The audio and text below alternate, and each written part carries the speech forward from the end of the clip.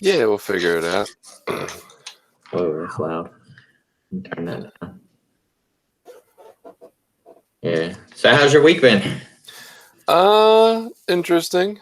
I mean, with everything going on with the home group and conflict. So there's the home group thing, and then there was the Facebook thing, and both of those were. I wouldn't say the home group thing was conflicty, but it was still not comfortable for me. So it was awkward to sit with and just be a part of that. And that conversation just kind of completely died off. Yeah. It was like as soon as they, made that comment or whatever, I was like, okay. But yeah, mostly good. Running, push-ups, sticking to the routine. This is like my first week without having school or anything, so that was kind of freeing. Oh. So what was the online thing? Did you get controversy online? Oh yeah, on Facebook, man. Somebody tried to tell me I was seeking attention and I was a sheep and all this stuff on my Facebook post. I was like, oh, okay. Welcome to my world. Well, and then he told me he was done and then commented like 3 more times. And so I finally answered. And I don't think I ever said anything rude. I just, continued to say, hey, I'm trying to be open-minded and kind here, but you seem to be name calling. But then I made the last comment and turned the commenting off so he couldn't. Sucker. Yeah. Then he tried to Facebook message me and I never looked at it. Yeah. No, some random dude. No, yeah, fuck that. Well, he was in the Be More Recovery group or whatever. That group is chaos. Yeah. Yeah. There's a lot of people from many years. So people, yeah, I've seen some awful fights and ignorant shit posted, and it's just a big stuff. I was boiling. I was like shaking inside at one point having this interaction with this dude. Yeah, I bet. That sucks. It was kind of fun. I mean, was it one of the posts about like one of the questions about? Yeah, it was the poll. I took a poll about, who's staying home and following the orders, who's kind of following them, who's not at all. And I don't know. He said it was, very biased. And I said I posted it for fun, not to be biased, right? I don't, whatever you do. But then he decided, look, if you want to be one of those sheep, and the argument started, he was trying to say he doesn't want the government controlling his freedom. And I said, if the government doesn't lock people down or put us in quarantine, then companies with all the money control your freedom, right? Like somebody's controlling your freedom, dude. Like if it ain't the government, it's the companies who you didn't elect. And he couldn't understand that concept and told me none of my arguments made sense and I was illogical and I was a sheep. And oh, he's a Trump supporter for sure. Yeah, I kind of gathered that. You can always tell from the language, like right away, like, oh, Trump supporter. Yeah. We know about them. They're not very smart. Right. Well, he's like swearing he did all his own research and all this stuff. And I'm like, motherfucker, you watch Fox News. Give me a break. Right. What do you know about science? Right. That is crazy. Yeah, sorry about that. Sucks, man. I mean, it sucks even when it's stupid. It's still not fun to be attacked. No, right. I had kind of a rough morning that day too, and I was like just shaking. But I was like, I got to have the last word, so that felt kind of fun. And then he tried to Facebook message me, and I just ignored it. And at this point, it's kind of entertaining. Yeah. Well, we ended up doing our home group meet thing, so it was okay. 7 of us, so we followed, I guess. Well, we were on 10. I don't know if we followed the rule because you're not supposed to do gatherings, but I don't know if group therapy is considered essential. Who knows at this point what essential is? I mean, but it was all right. We still did, we had a laptop there and we did online, and nobody joined the online. We opened it up for like the first 15 minutes. And then even a couple of the other home group members that had been doing the online thing pretty regularly didn't even come, which we had told them all we were going to do it. But I don't know. They didn't come to the in-person or the online meeting. So, but we did it. And we figured if we meet again next week, we're going to do the same thing. We're still going to have it online. And open it up and at least start it that way. And then if nobody shows up, we'll just close it. Now, how does that work though? If somebody was online, is everybody going to be able to hear them if they want to share? I mean, there's just a laptop with whatever the laptop speaker is. So right. I mean, they've done it in those halfway houses and shit. You see them all sitting there looking at one laptop with 7 people in a room. So yeah, I just I don't know. But I'm not sure because we didn't have anybody come on. Right. My experience with that is that you can't really hear the people when they sit back from the laptop, and I can't imagine. I guess they can hear pretty well though. They seem to be engaged. Yeah. Yeah, I haven't seen any problems when a lot of the meetings that I've been to, there's been groups of people in halfway houses together sitting around, and then someone will come closer to share to the laptop. This Wednesday, we're having our meditation group at the recovery center outside in the back. So yeah. I saw that. I was just curious because some people had suggested doing that for my home group for, since they're meeting outside, just have the online with that. And I just could not picture in my head how that could be possible. I mean, they've got at least 15 people, I'm imagining. And if they're all spread out, how would you hear it? What are you passing a phone to each person who's sharing, and who's monitoring to see if online people want to share? And yeah, well, that's what we did with the laptop. Now it was just 7 of us, but as we did the readings, they just passed the laptop around and did the readings, and it ended up coming on, so it ended up being a moot point. But we figured we were doing our part, I guess you would say. We still had the meeting and we did all the readings and did it like a regular meeting. So, but yeah, we passed the laptop around to each person. And then since nobody was on, we didn't really do that for the sharing part because we didn't have to. But I'm picturing passing the laptop, spreading the COVID. Less than 6 feet when you're handing it off. Yeah. Oh, that's okay. Half the people, well, one of the guys in the home group's been using, so that's who cares about COVID, Right. And then the other guy's one of those asshole people who doesn't want to wear a mask and been walking into stores with no mask on, fighting with all the clerks and shit. Really? which I don't get that. Wow. Why not just wear a mask? Fuck that mask. I'm not wearing that mask. That's stupid. Okay.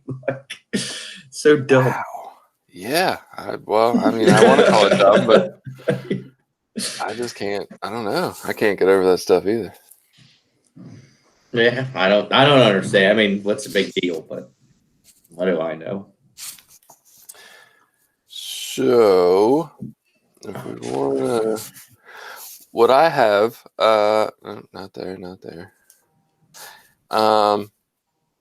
We got a poll that we put on Twitter, which is, somewhat similar to the one we put on Facebook, just basically asking how strictly people are following quarantine. Because the idea I thought we were going to come up with was sort of, what are we doing now, right? I hear a lot of people wanting to meet up in person and change what they're doing a little bit instead of just the online meetings.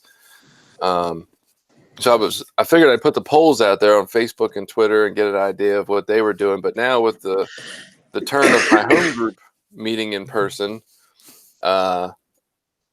tie that all together somehow of how that's working, and my home group's meeting in person. So yeah, and what's and kind of along with what's the job of the experienced member? I think.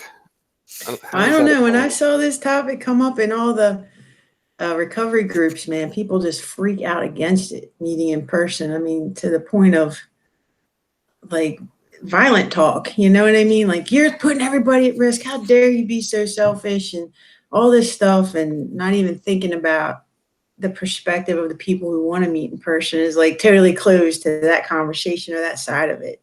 And then that was in the beginning of everything shutting down. And now that it's coming to this side, there are a few more people speaking up for meeting in person, but the backlash is pretty severe.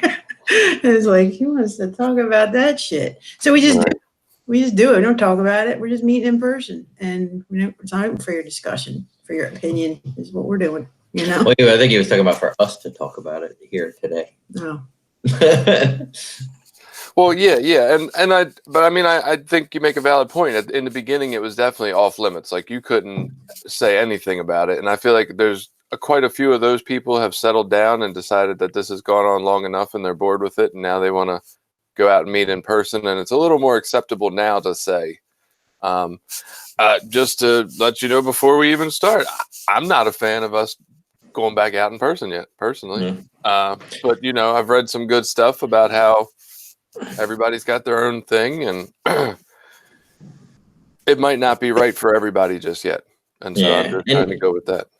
I guess I don't necessarily feel like I think it's stupid or I'm sick of it. I think for me personally, it's getting to the point of like, all right, I don't think this is as serious as they said it was going to be. I mean, yes, people are dying, but you know, is us all staying home helping that any? I mean, I don't think it really is. I don't know. I think it's unnecessary. I think somebody super important's got to die for people to be scared, right. Like Trump or one of It's in the White House. But if nobody dies from the White House, everybody's going to be like, see, it's not a big deal. And if somebody famous has to die, not from old age and COVID, but from COVID, for people to really take it serious. Well, and that's like one of my fears. They're talking about some of the children have been affected. There's been like 5 kids in New York who caught some strange thing they think is a byproduct of this, and they've all died. And they've also. I don't think they died. Did they die? Yeah, I think 5 they got of better. them. No, 5 of them have died now. Started with a 5-year-old, I believe. And then millions. How many millions of people live in New York City? No, I agree, but they've also talked about what we don't know is like the long-term things. Like if you catch COVID now, what does that do for you in 20 years, right? Nobody saw has the any COVID clue. toes. Did you see the COVID toes? Yeah, COVID toes. No, I didn't see that one. So people who have had it and didn't, had mild symptoms, maybe people your age, then around the 9th or 10th day that they've had it, where they would actually test negative for having COVID, they get this infection in their toes, and they call it COVID toes. They're crazy, but that's part of your point of like, we don't know what. Yeah, and the truth is, even with all that, when we watched the article, the girl who they say had this, COVID toes, they're calling it COVID toes, she never once ever tested positive for COVID. It's not like she had it and they know she had it. She just had some symptoms, cough and all that stuff, and then got a weird thing in her toes, and they're like, "Oh, you definitely had it. This is a complication of COVID, even though you tested negative. You gotta Google COVID we think toes. You had it." And it's like, now it's like, all right, are we just linking any fucking random weird health thing and saying it's a COVID related thing because she had a cough and some flu-like symptoms for a couple days, and now her toes are all itchy and red, and so that's COVID toes? Like, it's stupid. It just, that's where you start to lose people like myself. Like, okay, this is getting, like, now we're just making shit up and trying to drive fear into people to try to stay home. And so now I don't believe a lot of what you're telling me. I don't see it. I'm not seeing it in my community. I'm not seeing it in anyone that I know, but I'm suffering all these, ill effects. And I can tell you this, that we've had double the rate of overdose deaths than COVID in our county. I mean, since this started. And we've got to have meetings for people who need it and risk them getting sick of COVID, but at least do what we can. It's an essential service. We're losing more people from overdose than COVID here. Yeah, I mean, maybe we should be doing this for the show. Like, possibly. Yeah. I thought this was the show. No, we're just BSing right now. This is good stuff. Right. I read an interesting thing. San Francisco, they did a study. They just like randomly tested 4,000 some people.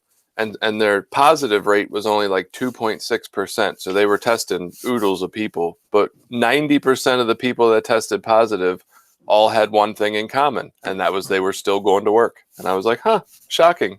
I guess we are actually flattening the curve, right? Like people who stay home don't get it. Well, we're all going to have to get it until they get a vaccine. I mean, we all have to slowly get it and either die from it or recoup. Hopefully they'll get better treatment and we can hold out from going out, and they'll get better treatments and maybe a vaccine, but we just should look at, we're all going to get it. And it's whether we're going to survive it or not. I don't think I'm leaving the house till y'all all get it, and then there's nobody left to give it to me. Yeah. Playing it extra safe.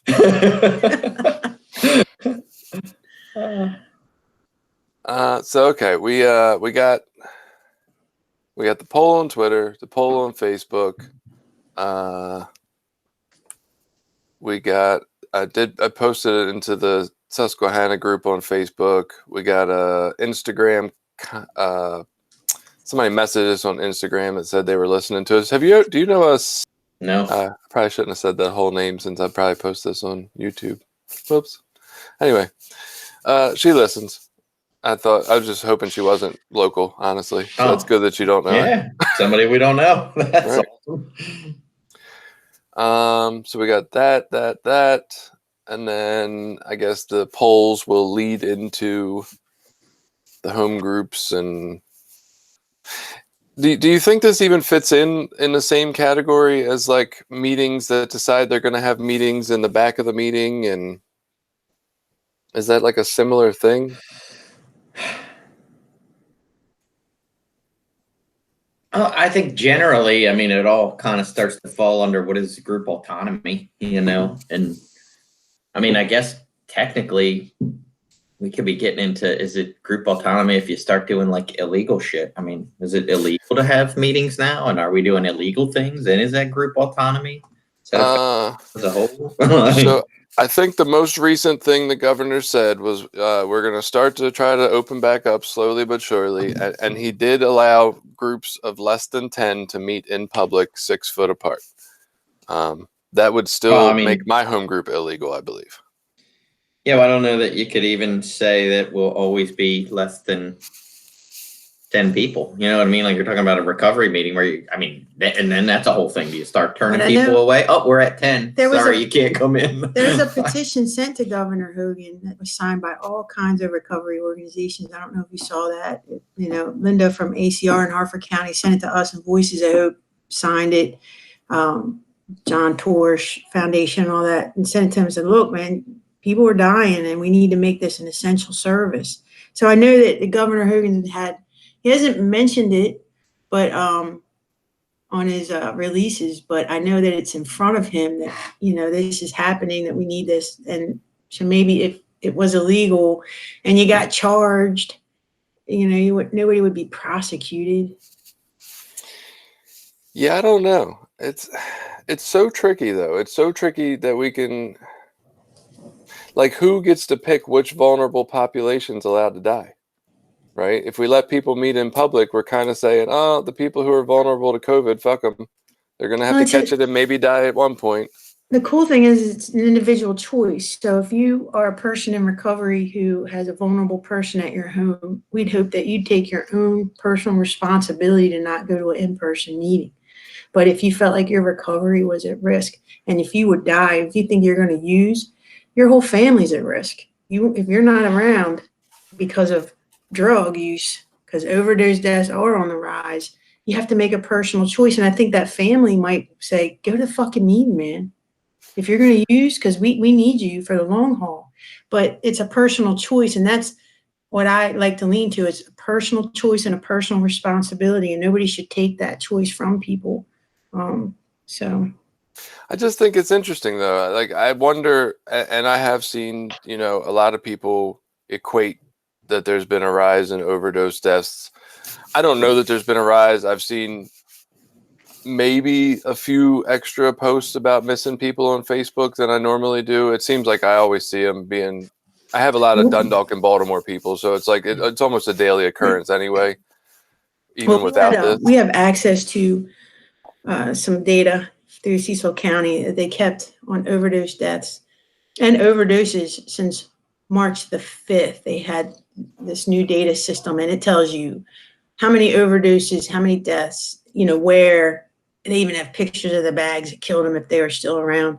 And so in 2019 and 2018, we had about 58 deaths, right? and that's about one a week. And then since March 5th to May the 3rd, I think it was, we had 2 deaths per week.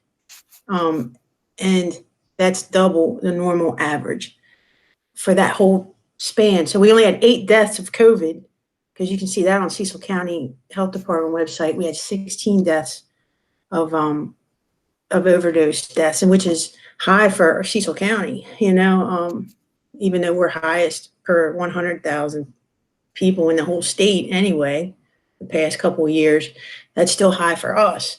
So it's in the data, and we should make decisions based on that data. And I'm hearing you, I'm just curious that I'm looking at like, and look, addicts are near and dear to my heart too, obviously, being one of them. I don't want to be the guy who says, fuck them, let them die, for sure. I'm just looking at, okay, if we stay the way we are, maybe we lose people, right, of this community. But if we say, okay, 12-step meetings are essential things and we can start doing them again, and then how many people do we lose that don't know they had an underlying condition that do catch something, right? Or who were early in their recovery and needed that meeting, but who ended up taking it home to an elderly parent? Like, how many people do we lose by byproducts? One of the solutions, though, is to, like we've talked about at Voices, is like everybody who comes gets a mask. We have plenty of masks that were donated to us. We'll make sure everybody has a mask, that they sit 6 feet apart, that there's hand sanitizer by the coffee pot and wipes for antibacterial wipes, so that, the chances of getting it at that meeting are low. But it still goes back to personal responsibility. People like you are not going to go to the meeting. People who feel secure in their recovery will go to that meeting. But and anybody who doesn't like it won't go. But there are some old timers, man, that are like, they don't know technology. They've been calling in, and their recovery for years has been about face to face. They don't even ever use the phone, really, and everything's been turned upside down. And it's been going on so the first couple of weeks, I know a couple people with a lot of time, they didn't go to any meetings, at all, for the first few weeks. And then if they were lucky enough to have some connections with people, those people started calling them, the 2 people that I'm thinking of that are older, that have double-digit time. People started calling them and saying, look, we need to help you overcome these barriers and learn this technology, and got them in. But it's still, when you recovered for years a certain way, and then that system's been cut off. I mean, it's been putting people now in risk of overdose, but all kinds of mental health challenges. And so opening the meetings up is just one piece. But to me, a community needs to rise up and be like, we need crisis services, man. We need a place that's open all the time, that people can call, that, we need to be responsive, not just sit back and be like, we'll see how this plays out. How many people are going to die from this or that? But this is one thing I didn't want to do. I didn't want to come on the podcast and make it my voices. This is shit I talk about every day. And I'm like, well, it's interesting to hear like your take, and then to hear Jesse Fairchild, who owns Bodhi, who is a huge believer in mental health and services for the community, and like a champion of all those things. And to hear her say, we're shutting down and not seeing people in person because we're supposed to guide the community in how to do this right without panicking. And so to see her, what are the steps she's taking in place of? That's what I mean, we have teletherapy, just like we have video meetings, but she will not bend on having people in the office because it's too dangerous. And that's where she's stood from week 1. And so it's just interesting to see 2 different people. But that's a business that has appointments anyway. You guys don't go out in the community. You're not doing outreach. It's a community. You make a meeting, you call, and you have an appointment kind of business.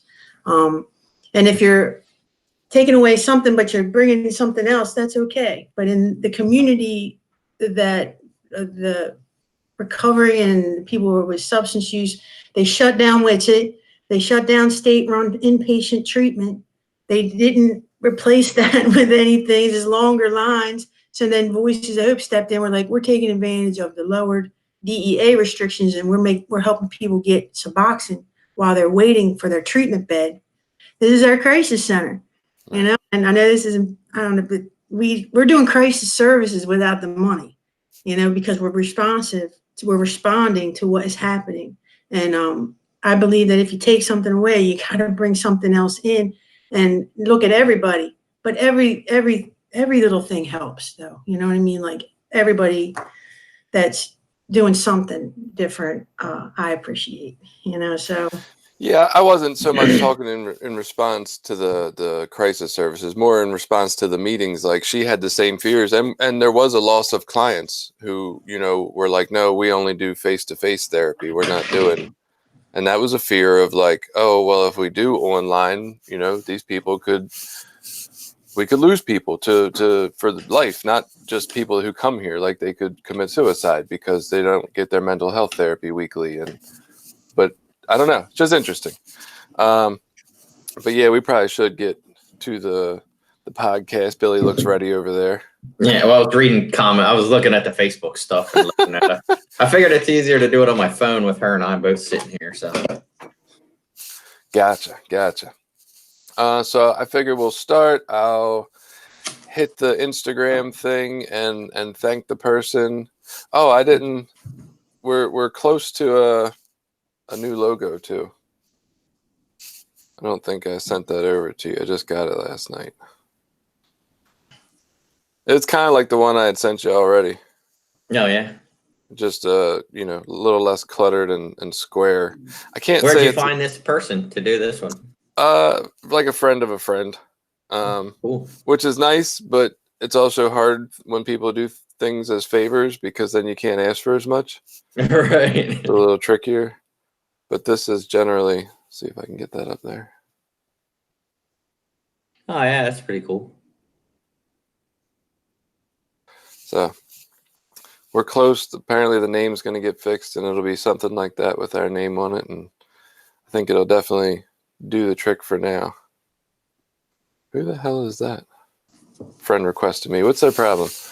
All right, you ready? Yep. All right, here we go. All right, welcome back. This is Recovery Sort Of. I'm Jason. I'm a guy who likes Long John Silvers. And I'm Billy. I'm a person in long-term recovery. And today we, you know, in honor of Mother's Day, have brought on Billy's wife, Jen. Hey, everybody. I'm Jennifer, Billy's wife. She is a mom, so she is here today. My wife is currently with the baby who would, you know, completely ruin this audio, and I could not have that happen. So before we get started, today we're going to talk a little bit about, you know, what's going on, obviously, with coronavirus, quarantine, things starting to open back up, how that's going to look in the recovery community, how that's going to cause some confusion. I remember early on when we were switching from in-person meetings to online meetings, Billy had voiced a concern about, you know, how are people going to know where to find us when they come out of treatment centers, and how will they know where to look? And I feel like we made that switch good.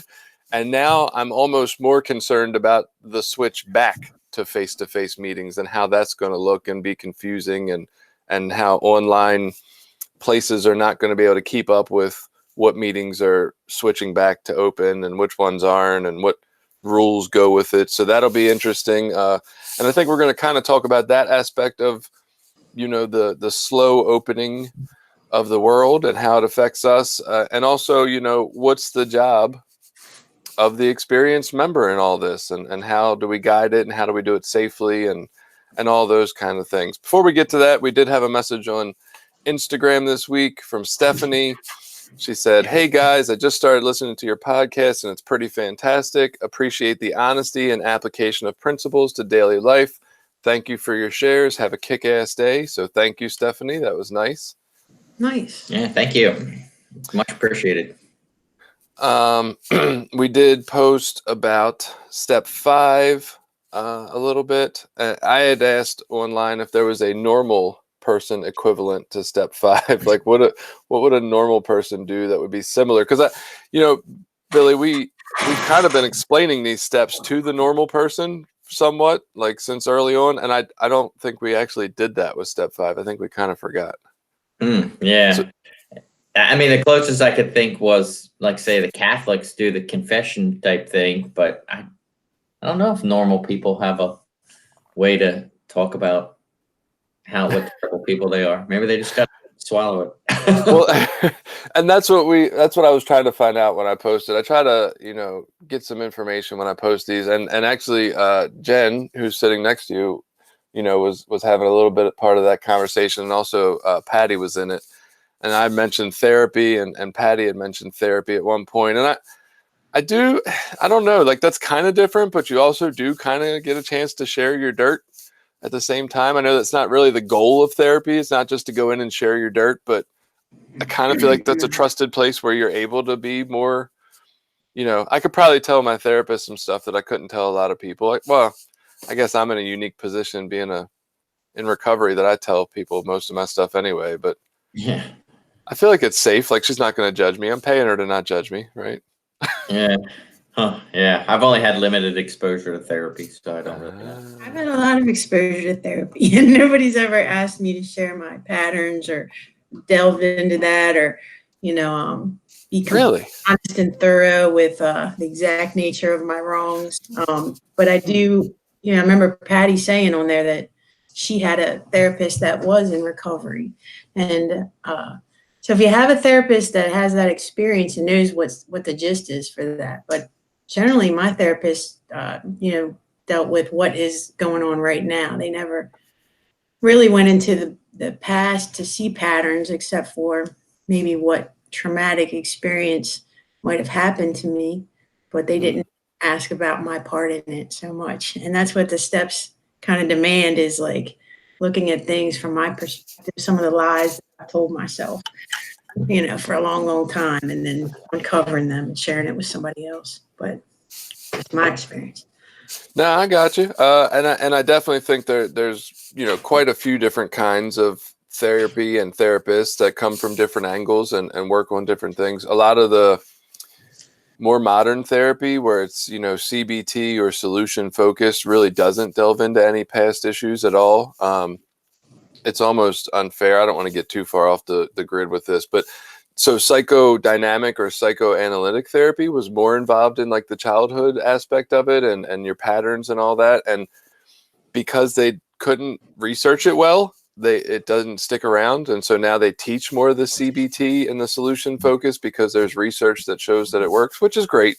But I don't think that the connections piece didn't work. I just think it was hard to show with research. And that's kind of a complaint of a lot of therapists, is that it's hard to show, but it really is useful to form bonds with people and talk about their past. Yeah, well, maybe aren't you paying a therapist to help you figure out what's wrong with you? Maybe they don't want to know what you think is wrong with you because you're paying them to figure it out. I think most people go to therapy because something's wrong right now. And if therapists don't get in there and connect with what's wrong right now, they're going to lose people. If you're going 4 times in a row and you still haven't gotten any peace right now, them keep going is not good. Wow. If you're going to therapy and you want change in 4 weeks, good luck. That's all I'm saying. It took me at least 1.5 years. But think about it. What spurred us to go to therapy was some sort of crisis. It wasn't like, from my experience, I was like, I don't need therapy until I really needed it. And then I was like, please help me. Right. Right. No, you're right. So yeah, that was basically what it said. We were just trying to talk about what step 5 could look like for the normal person and any insight into that. We came up with therapy, confession, things of that nature. I think, there was this point early in my recovery, my sponsor, my first sponsor, he made this point to me. He's like, man, we do things in recovery and we just think they're the most incredible things that have ever been done in human history. He's like, and you look outside and like normal people do them all the time. And I'm like, what are you talking about? And he's like, well, think about it. We teach each other to, like, when we're going through something, to pick up the phone and call somebody. He's like, that's what regular people do. They pick up the phone and call their friends.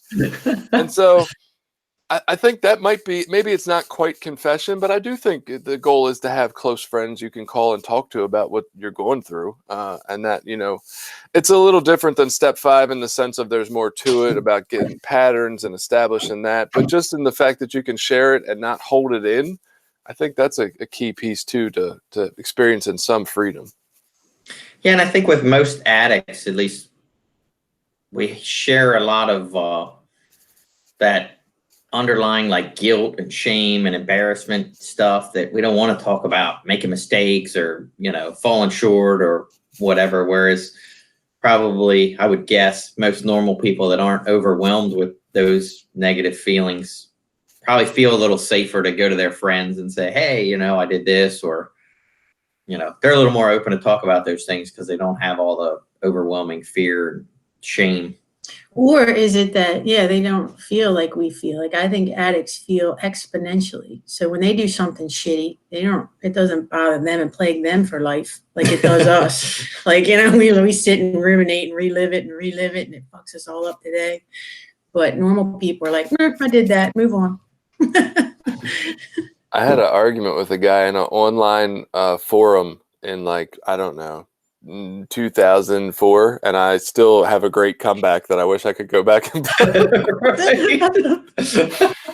That bastard. So on Twitter, for this week's topic, at least to get it started, we asked, how strict is your quarantine? And of course, my options are never super clear. It's never like laid out, hey, these are the exact descriptions of what I mean. It's just little short quips to, kind of give you the gist. And so the 3 options were, what's quarantine, I break for pleasure, or buy the books.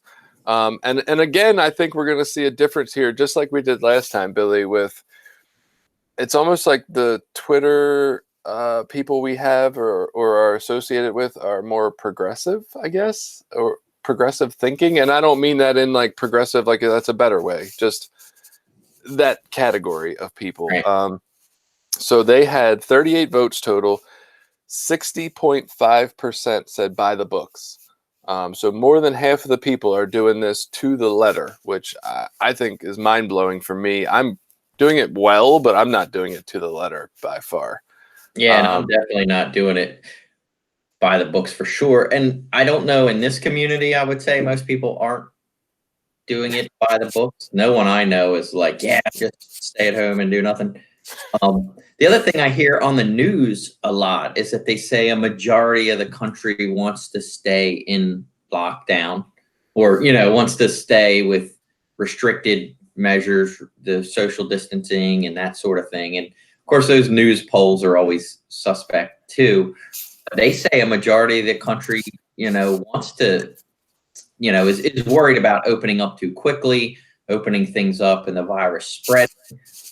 But at least in this immediate community around the people that I'm around, I bet you less than 10 people, wants to stay in quarantine or in all this restrictive. I mean, all the people at my work, everyone's like, oh, let's just get back to normal. Let's get back to opening.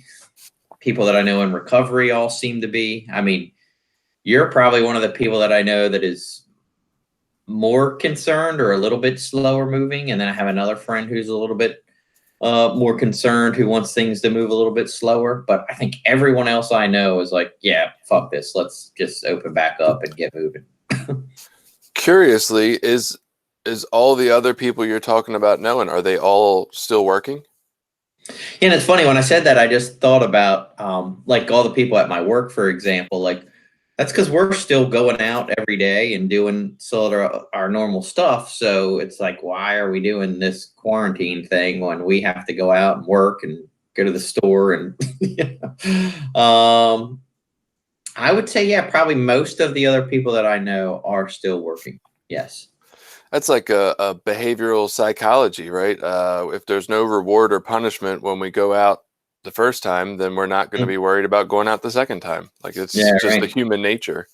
That's like, reminds me of one of my favorite quotes about addicts who are new in recovery. And it says, like, what's the worst thing that can happen if you try going to a bar? And the worst thing that can happen is nothing.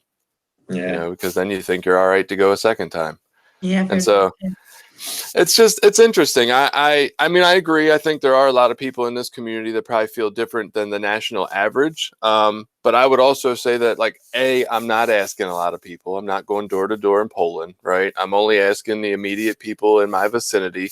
A lot of people in this day and age just don't want to argue or talk or think differently, and so they won't even really express an opinion contrary to whatever you're expressing at the time, I've noticed. And so I don't really know. I mean, I couldn't even tell you, honestly. I walk my block, or I call it a block in front of the city. Sorry. I walk the street in front of my house every day, just about every day, at least 6 days a week. And I couldn't even tell you which neighbors go to work and which ones don't, and which ones are like following rules and aren't. I have no fucking clue. So I really don't know what my general neighborhood's doing. Yeah, that's true. And probably most of the people that are following the rules strictly, I'm not really talking to because I don't see them. Right. They're just staying home, Right. Interesting. So there wasn't really any comments. There was one addictivist said it's pretty strict, not by the books though. I might go hug a tree later. And so I kind of feel that. I mean, look, as the guy who says he's wants to do this very slowly and isn't ready to do it, I'm not following this by the perfect books. Like, I have deviated when we go to Walmart for groceries. I've skipped on over to the paint aisle to do a little paint shopping, right? Like, I'm not, it's not all perfectly essential. I mean, for the most part, we've done well. But I'll say right now, as a disclaimer for anything I say for the rest of this podcast, my family is going to see my mother today. My mother still works at a grocery store. So, like, for all the I'm staying home that I give you, I am breaking the rule today. So, take everything I say with a grain of salt. You can just spray everyone down with Lysol. I'm gonna drink it. That's my drink for the day. You gotta get it inside you somehow. Yeah. Right, and then get in the sunlight. So to move over to get in the sunlight. There you go. Yeah, it's perfect. So we posted a very similar poll on Facebook, and so it said, so at first it seemed that society was really shaming people who went outside, and now it feels like there's a shift towards ending quarantine, with many people strongly desiring to have face-to-face meetings. And this, I said, it's not about judgment. I wish it could be done anonymously. I tried to figure out a way to do this poll anonymously, but I couldn't. It's just to get an idea of where people were who were willing to answer this.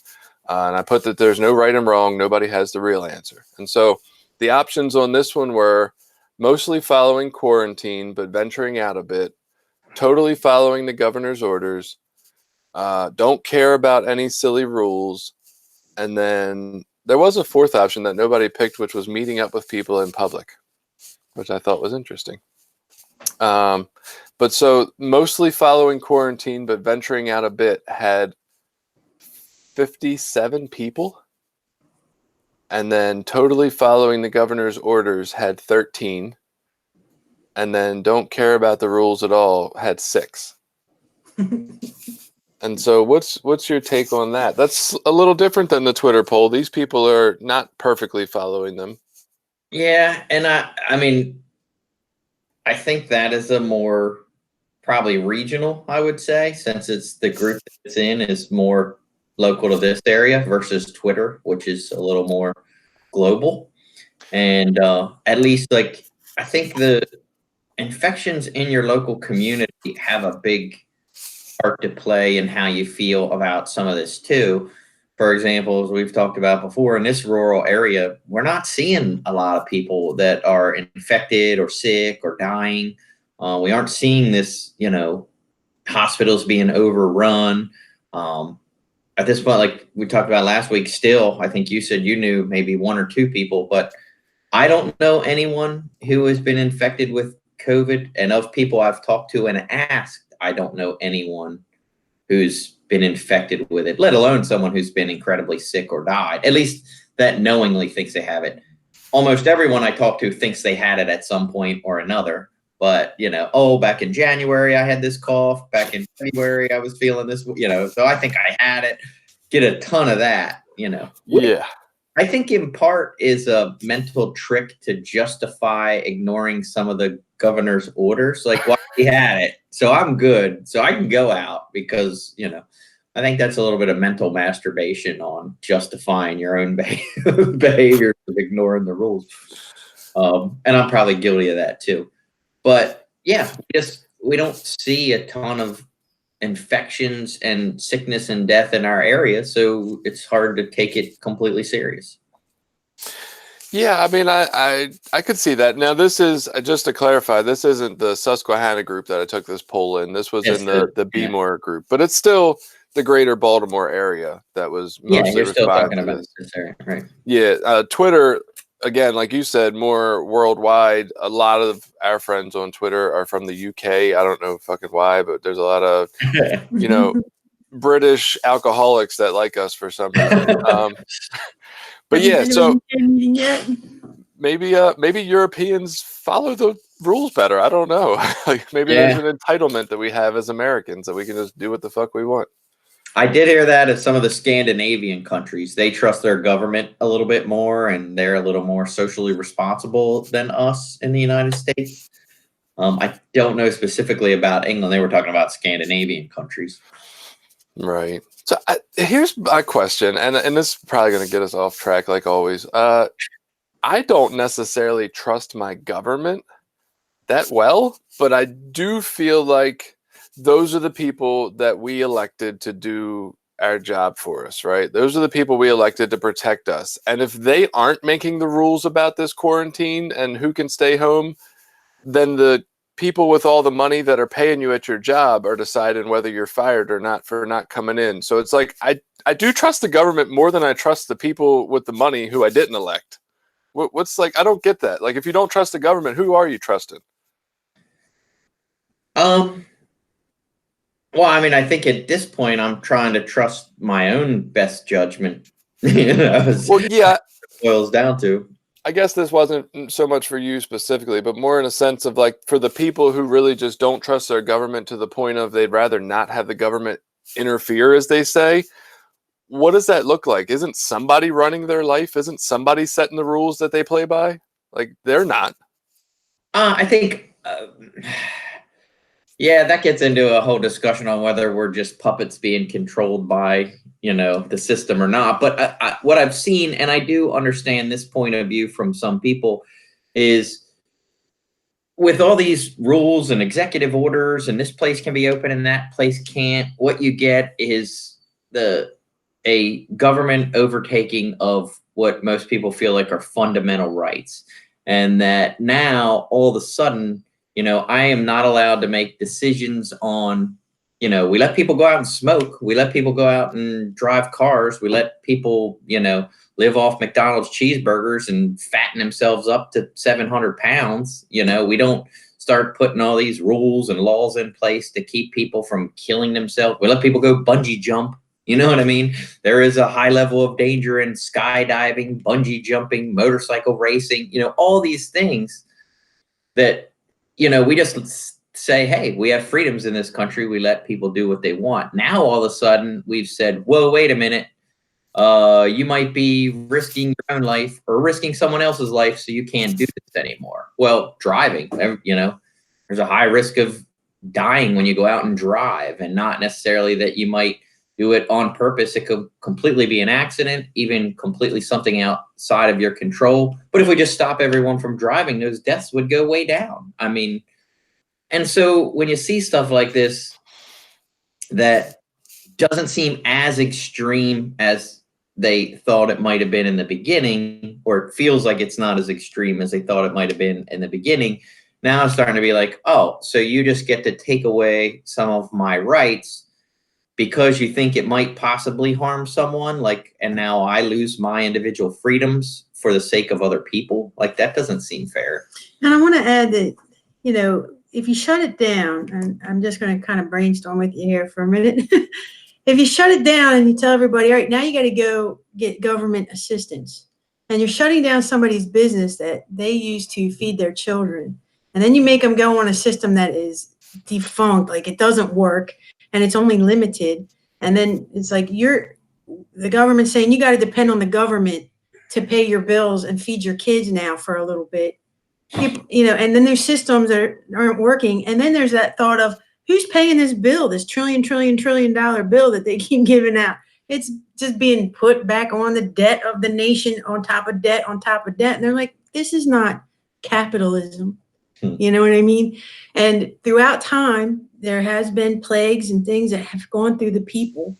And yes, we don't want people to die. We want to see these things go through the FDA and vaccinations and things happen. But you can't, people are going to resist saying you have to live off the government that's not meeting your needs for an unlimited amount of time and say it's to protect these people that aren't even maybe in your family.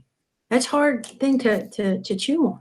And in America, you know what I mean? So I see where people are like, okay, we did this for a couple months now, and the unemployment system that Maryland set up is still not working right. And now that only pays for the rent from my past 2 months. What am I going to do now? The PPP is only for 9 weeks. What are we going to do after that runs out? Are you just going to keep putting it on the national debt? That bill's got to be paid. So these are some questions that I know conservatives, and a lot of those are business owners in our community, are thinking about. And they're like, forget this, buddy. When we have 8 people who died in Cecil County in 2 months, let me feed my family by having my business reopen, I don't know. No, and all valid points. I do think I read the other day we're up to 13, Okay. but still a pretty low number for the area. And yeah, I mean, people have a right to their opinions, their thoughts, how this negatively affects them. I think I think the other side of the story is, yes, people don't want their freedoms taken away. But the first thing, like, we're guaranteed, because we always like to bring up the Constitution, is like the pursuit of life, right?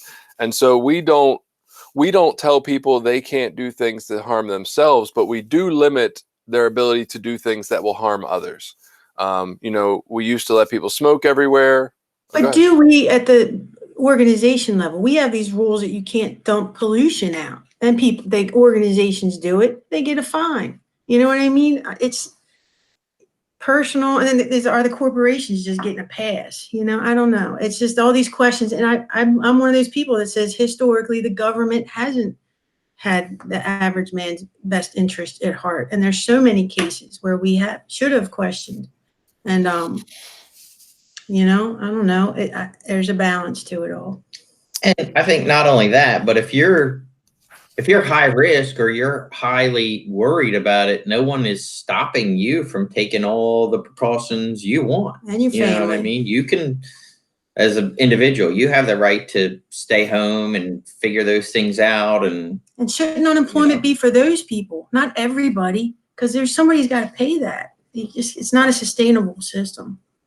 Well, and that's the thing, and that's what I was getting at with if the government doesn't step in and say, hey, people are allowed to or forced to stay home, then the business you're at, you might be a vulnerable population, but you also might not have a job because you don't show up to work, right? So now you're out of a job. Maybe nobody else is going to hire you because you're in your upper 60s and you can't live off, like, the government's not going to afford, they might pay you unemployment for now. They're not going to for the rest of your life. So now what? You just need to take your life into your hands and go to work?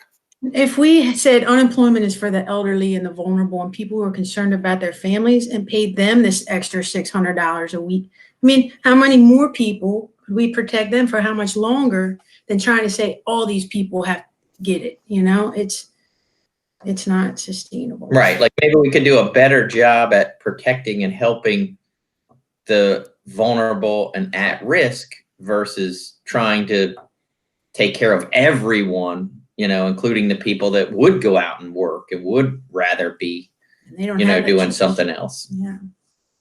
Yeah. I mean, I'm just looking at, like, the whole reason I think we did this was to keep the emergency rooms and ventilators from getting overwhelmed, right? It wasn't like to really stop people from getting it. And I think we've done that. I think we've done a great job at it. I fear to open back up instantly, like, would be, hey, what the hell? We're going to overwhelm the system again. Like, we beat this and then we decided not to beat it or something. Yeah, and I've heard some economists talk about something similar to you said last week, along those lines, when you had said, I guess, at that last 1918 pandemic thing, that the states that opened more slowly had better economic recovery. Isn't that what you said? So I heard actually 2 different economists this week talk along a similar line and say that if we just open back up, but everyone is super fearful, then people still aren't going to go out and shop, at least not enough to really bring the economy back to where it was. So, you would hope that the free market would work in this case, and the businesses that are taking more precautions, more responsibilities, being more safe, if you will, that people would feel more comfortable shopping at those places versus the places that are ignoring some of the health concerns. Yeah, and so there's probably a billion podcasts right now debating the merits of opening back up versus not. I don't claim to be any expert. I read a little bit of information. I try to take in a little bit of every side and do the best I can with that. Doesn't make me the end all be all of great information. For sure. I do try to count on some experts. So why don't we take our break right here, and then we'll come back and we'll discuss the merits of how this affects the recovery community more so, which might be a little more in our wheelhouse of expertise. Maybe. I still don't think I'm an expert, but so let's hit our voices, Ed, and then we'll be right back. I gotta use the bathroom.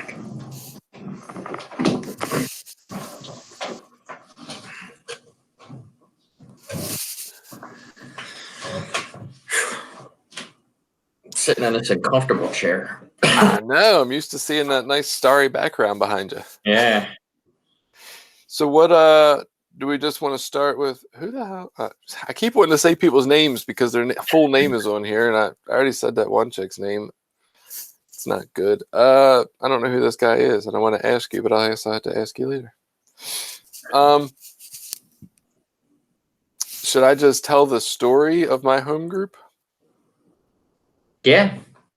Yeah. Yeah,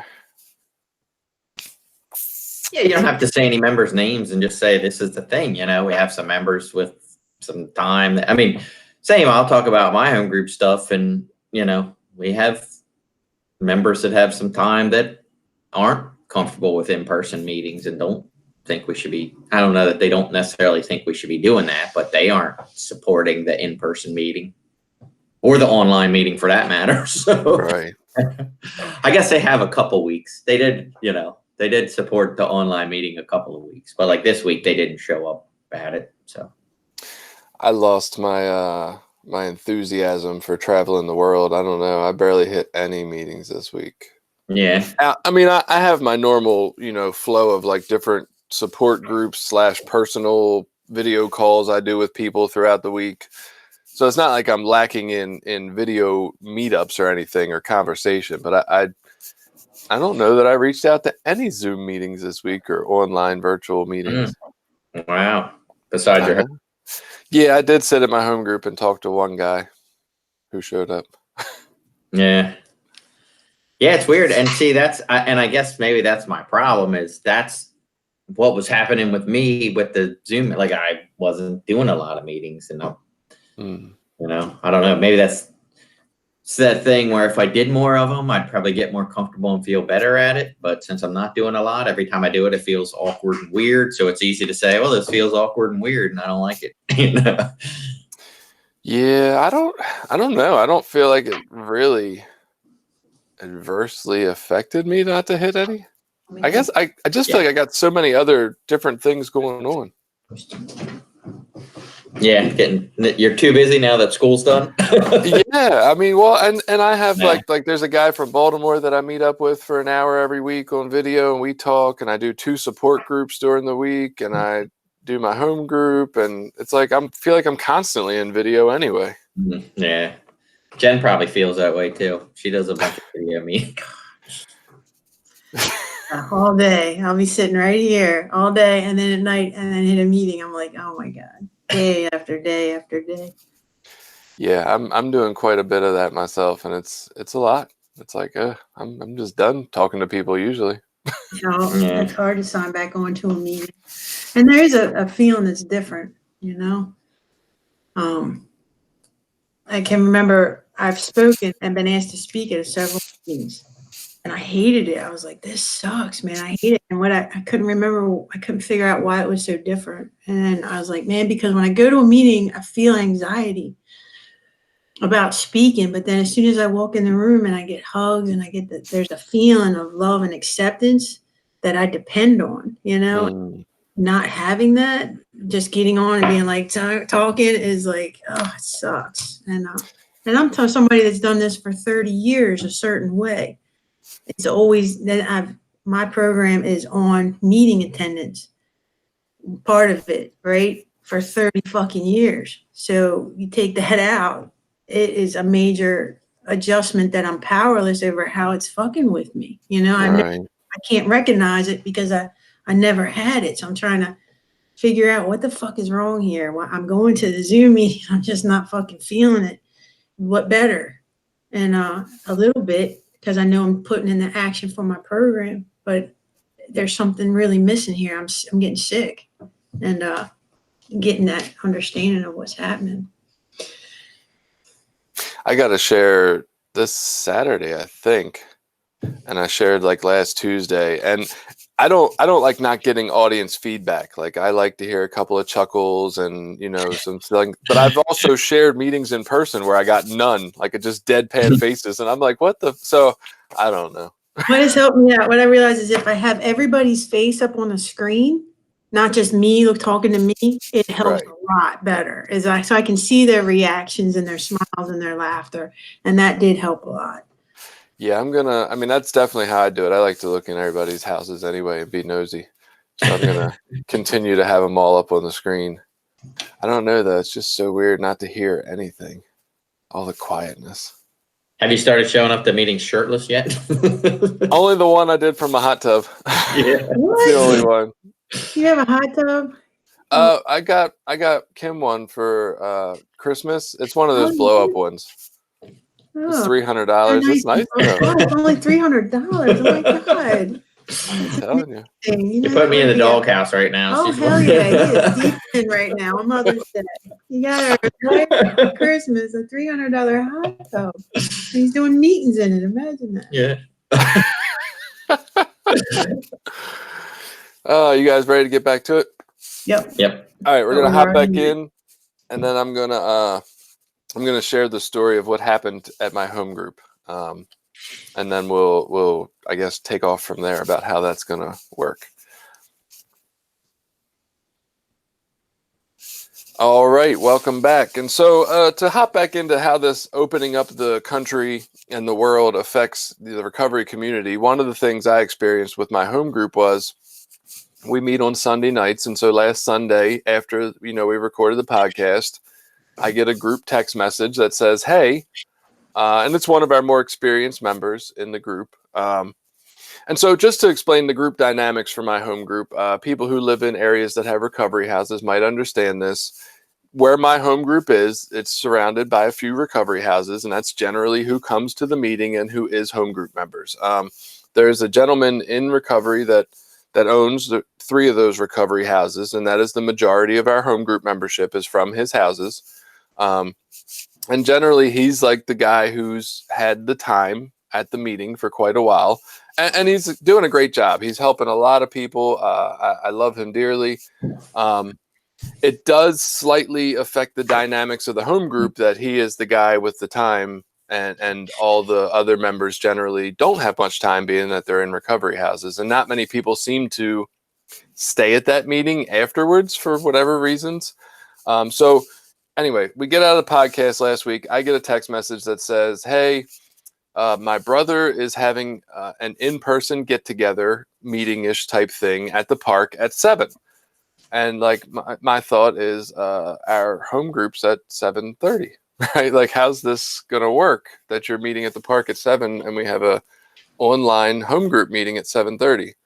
And so, some people commented, it was a group text. Oh, hey, yeah, that sounds great, blah, blah, blah. So I'm like, look, I'm not going to go. I'll make sure I keep the online home group portion open for the newcomer, because anybody that's coming out of treatment right now is going to be told, hey, go online and find your closest online meeting, right? And it'll be online. And that's what our area website says. We have a meeting online Sunday night, 7:30. So I went on. One gentleman from our neighborhood joined the meeting. Him and I actually ended up talking for like 45 minutes, just about whatever, which was nice. It was nice conversation. 3 other people popped in for like 5 seconds, I guess, and saw that there was 2 people and just bounced straight the hell back out. Understandable. I can't say I'd blame them. And so, but that was the entirety of the group was him and I talking for 45 minutes or so. And so I waited a couple days. I let the feelings pass a little bit, and then I texted back to the group text. Hey, we need to figure out what we're doing. Like, if this in-person meeting is a regular thing, maybe we need to reevaluate whether we have an online meeting, because we need to tell area where we're meeting at or that we're not meeting. Like, we can't have it on there that we're meeting online and then everybody's not online. And so there was a lot of discussion about it, and I tried to explain the dynamics of group conscience, because these are all newer members, right? And I'm like, look, it's not about who's right or wrong. It's not about being mad or not. We are a group. We vote as a group. Whatever the group votes is fine. I just need to know. I don't want the area's website saying we meet online and then we don't. And so there was a lot of discussion. There was talk about maybe they could meet in person on a different day and still do the online meeting. There was a point made by the experienced member who, again, I love dearly. I'm not trying to knock him, but he kind of said, like, look, I don't get what the big deal is. If you want to go to the in-person meeting, go to it. If not, go to online. And I took a little offense to that, and I responded and said, I'm not going to sit online by myself weeks on end at the home group just because it's nice weather outside. Like, that's not fair to me, right? I'm not doing that. Not signing up to be a part of a home group where I'm the only one sitting in the online meeting being responsible, which is how I look at it, as being responsible to our objective of showing up for the Still Suffering Addict. So basically it came down to, they took a vote. They want to meet in person. I said, hey, is this a, good weather or bad weather meeting? Because if so, I will tell the area that this is where the meeting is, at the park, 7:00. And they're like, well, no, we don't know. And I'm like, okay, then we should probably just suggest the area that they take it down off their website. Like, right now we're just closed and we don't meet. And so that just became the consensus, which is fine. That's group conscience. That's how that shit works. I'm not bitter about it. I'm not mad at anybody.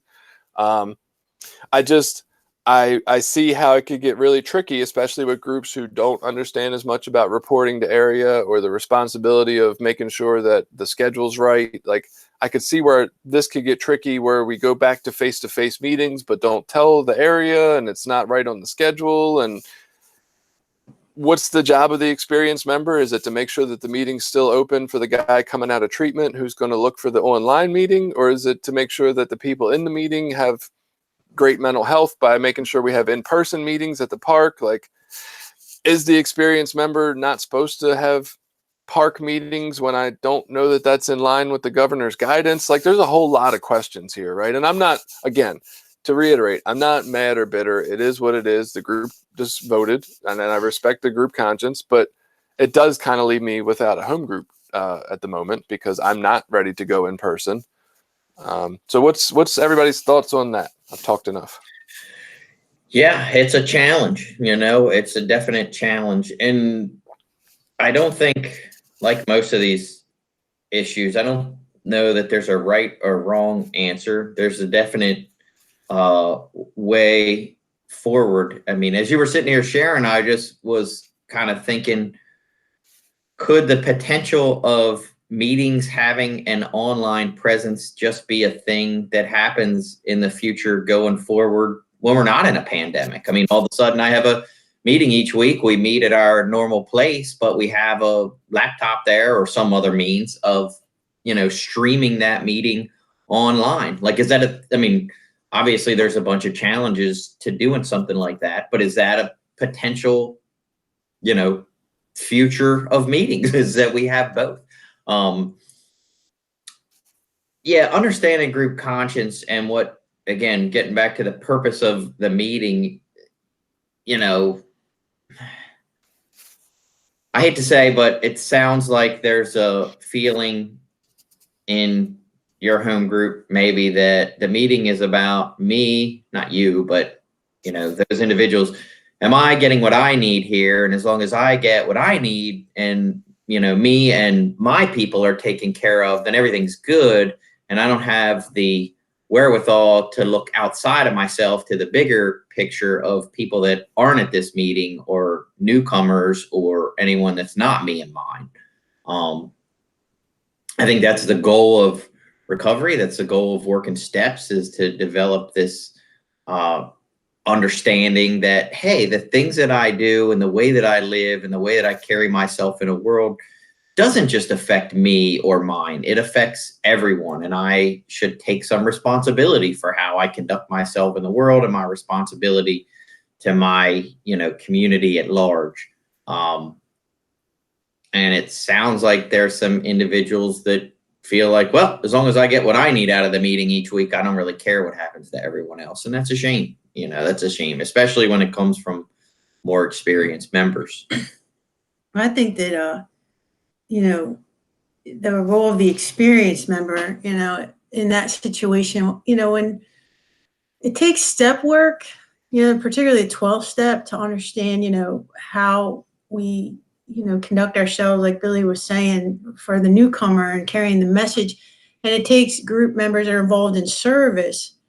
So if you have a home group that's full of a lot of new people that haven't really worked steps or traditions, or even been in service at any level beyond a home group that has one experienced member that doesn't do those things either, it can be a little rocky. But, I do believe that God is in those meetings as well, in a group conscience. So for me, the role of an experienced member would be to make sure I feel like everybody has a voice in that group conscience.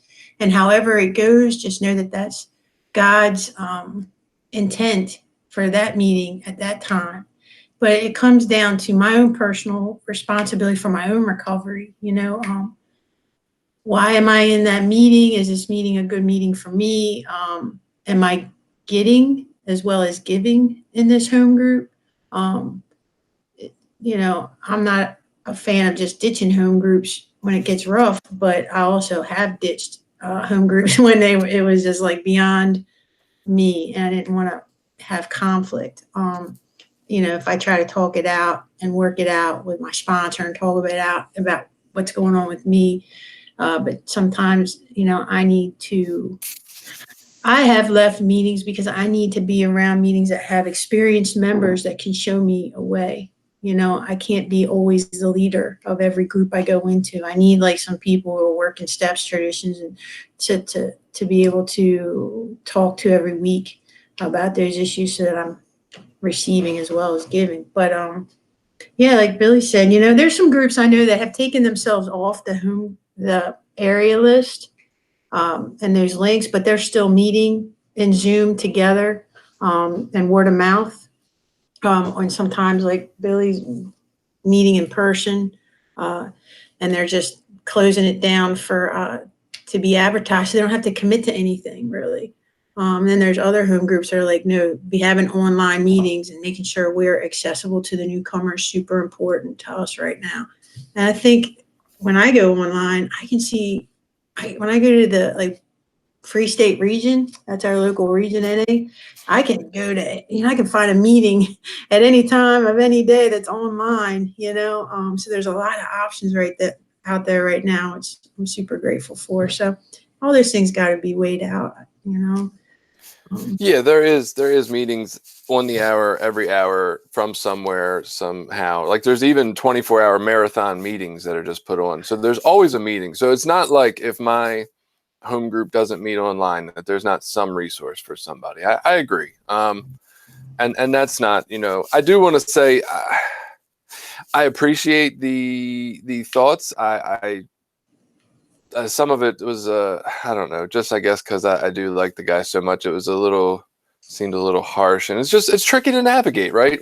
When we talk about the idea of taking care of me and mine that Billy mentioned, and I mean that is kind of how I think we all operate, right? Like I love my recovery community, but my family comes first, right? Like there is a me and mine that comes before that, and I think he puts so much love into those recovery houses and trying to help people that I do think those feel like family members to him, right? And so if you're sitting there watching the 12 to 20 people in your 3 houses that feel like family suffer because they can't meet in person and all be down in the dumps, and you think you have a solution, and it also helps your problem of feeling bad, like that sounds like a great solution to me.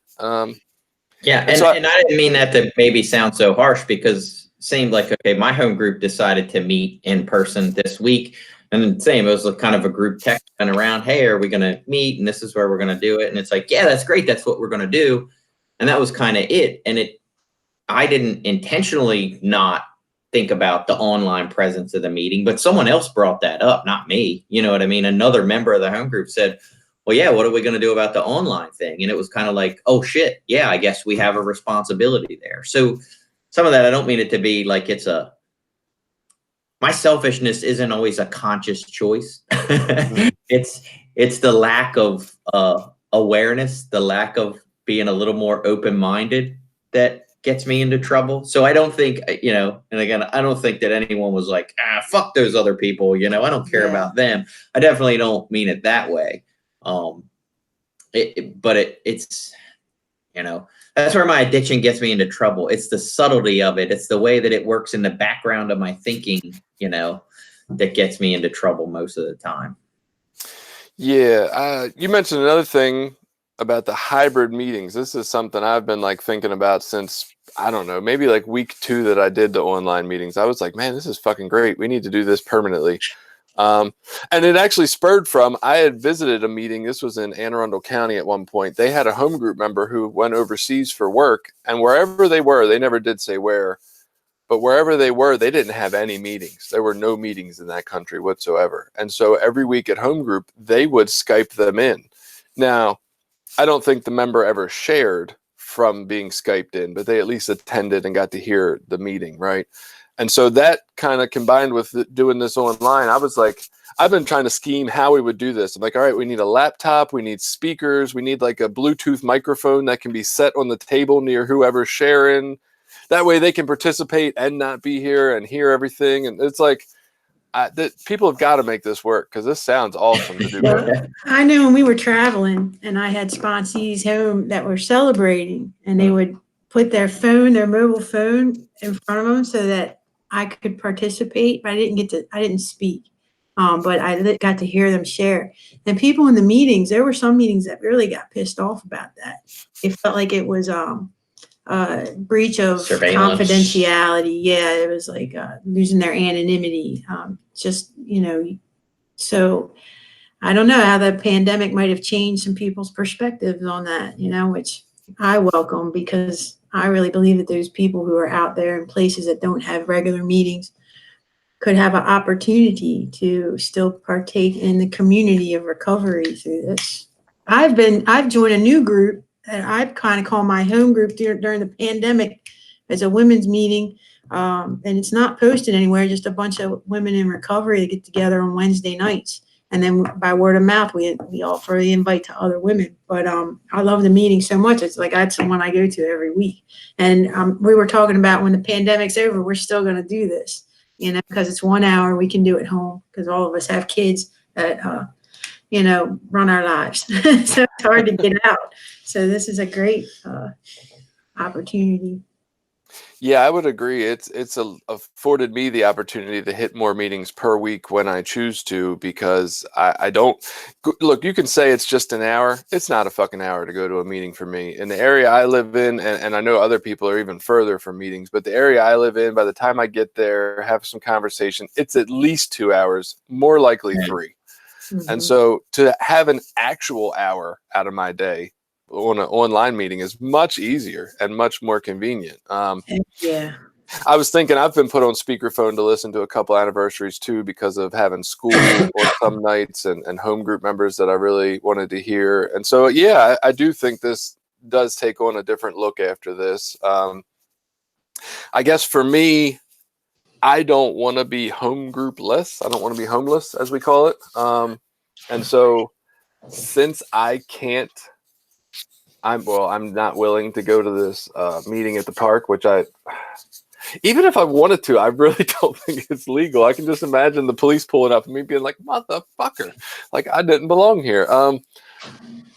I guess I need to find an online home group for now, because I don't know how long this is going to last, right? Like if we're back to in-person meetings in a month, well, then maybe it's not that big a deal. But if it's another 3-4 months, I need an online home group. And so I guess that's another piece of like, when is it time to switch home groups, right? You kind of brought that up a little bit, Jen. And like I had a therapist years back tell me that she had meetings 5 minutes from her house, but she never got anything from them. So what was the point? And she'd rather drive an hour to where her home group was to get something out of it. And look, when I got up here, I knew this meeting was kind of the way it was, like mostly newcomers and everything, right? And this is where the great debate happens.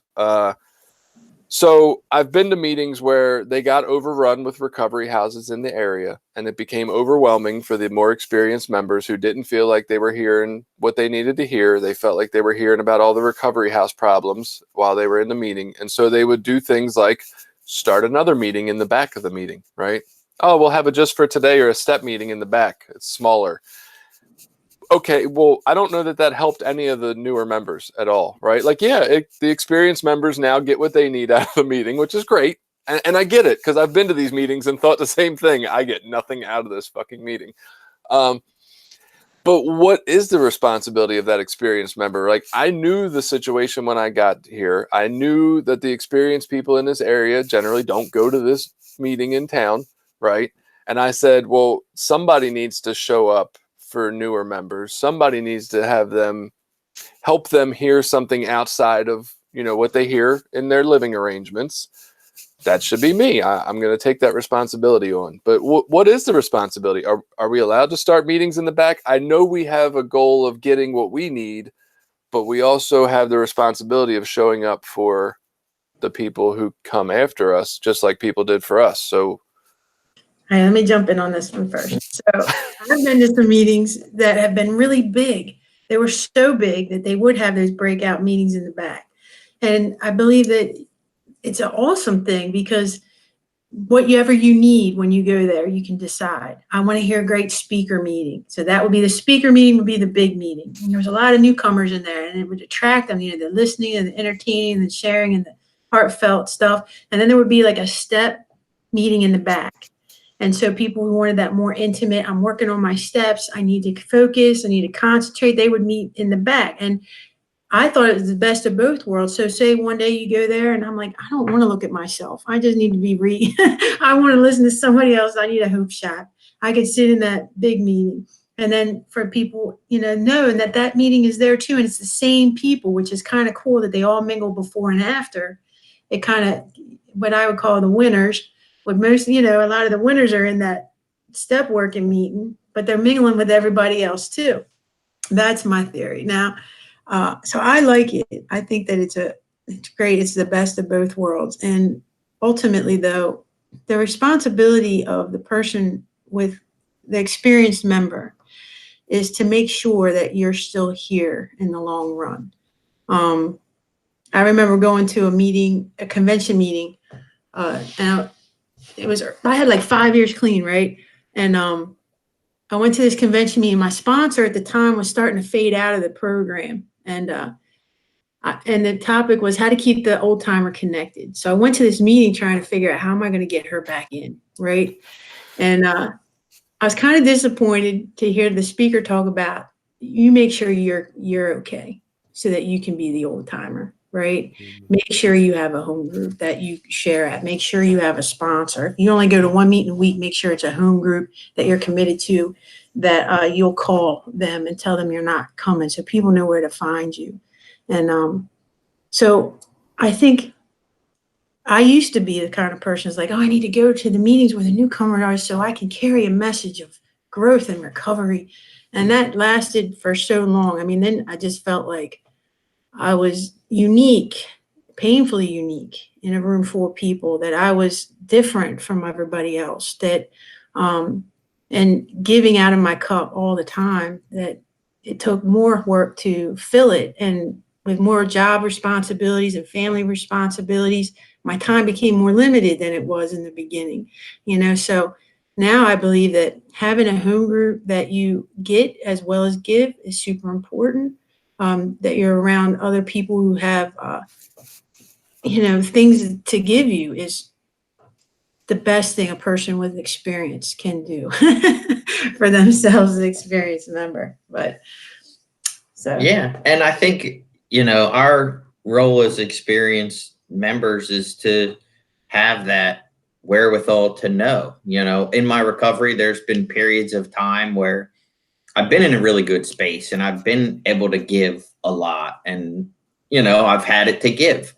And then there's been times where I'm not there, and it's that support group and that ability to know my own mental health, my own mental and spiritual well-being. That I'm trying to think of that word. I can't think of what it is, but it's my responsibility to react to my own mental health and spiritual health and do what I need to do to get what I need. So there are going to be times where I have plenty to give, and there are going to be times where I kind of need to take a little more. And that's okay. That's normal. You know what I mean? That's normal and responsible to be able to say, hey, look, I just don't have it to give right now. It's the equivalent of like sponsorship. Like you just can't sponsor everyone in the world all the time and be like, well, somebody's asking and someone needs my help, so I just have to give, to the point where you're stretched so thin or put in an unhealthy place where you either can't help them or it's too much of a burden on you.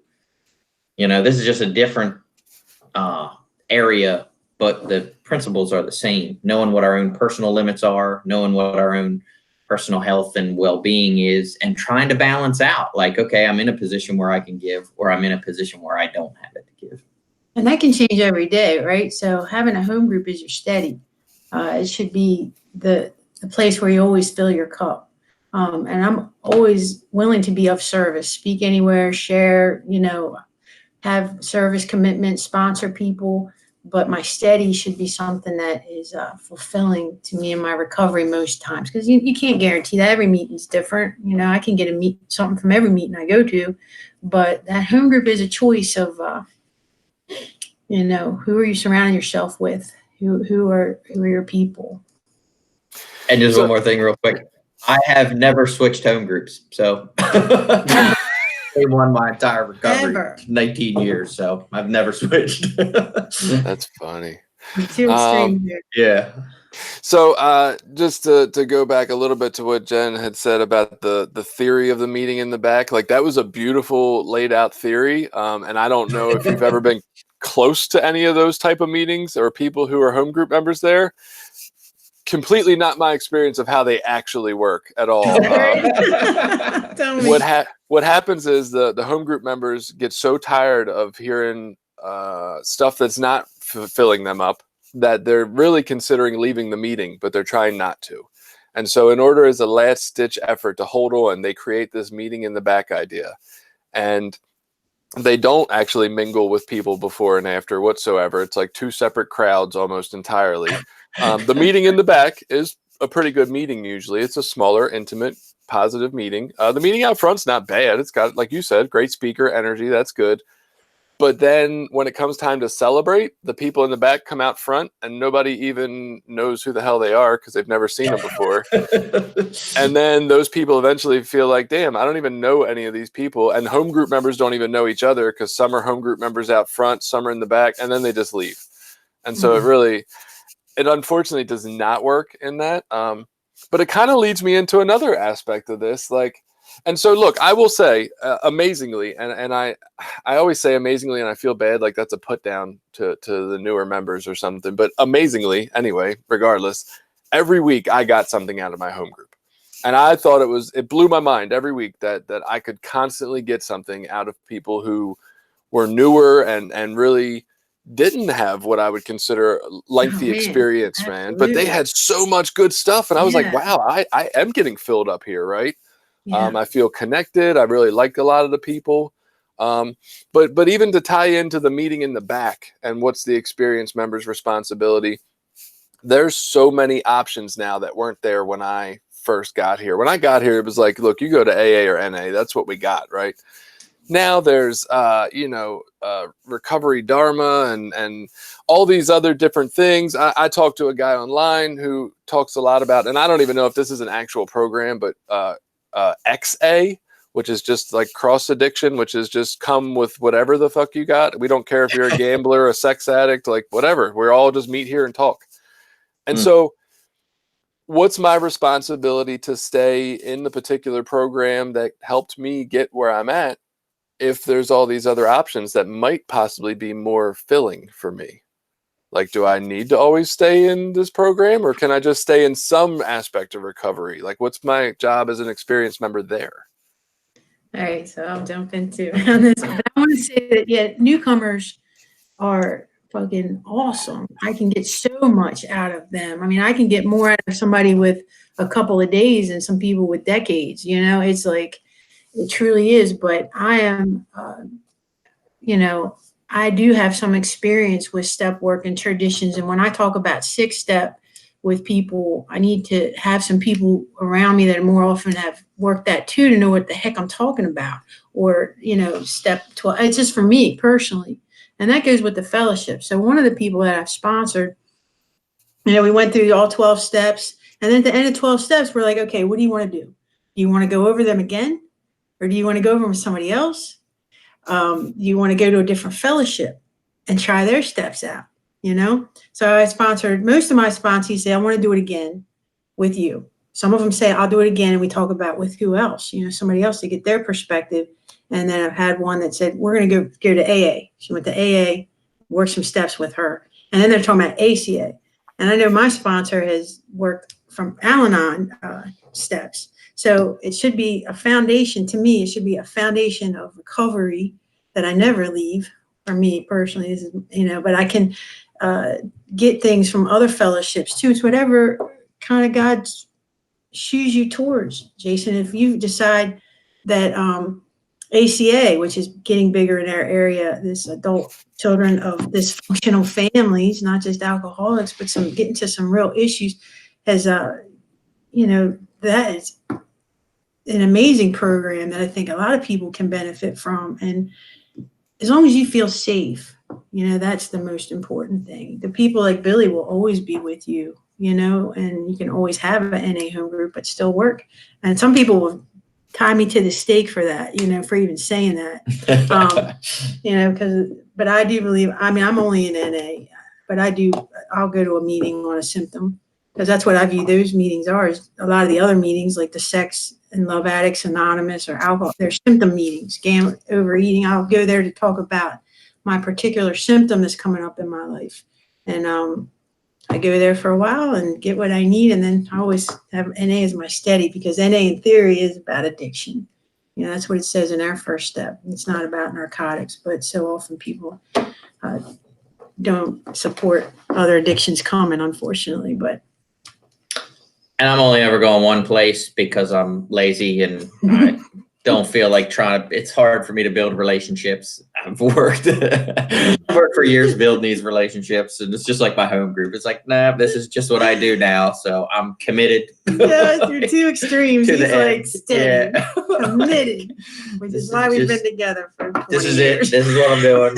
Come hell or high water. Ride it till the rails fall off. I don't think I was ready to seek outside of NA until desperation hit. Obviously, same reason that got me here in the first place, right? Like, I wasn't willing to put in effort until I just had no other way to move forward. And so I have definitely experienced a lot of different variety of fellowships and meetings and programs, and done some of the work in them. I guess, okay, for example, I don't even particularly have a qualifier, but when I was exploring all these other fellowships, I was going to an adult child meeting of Al-Anon, on Saturday mornings down in Baltimore at 9 a.m.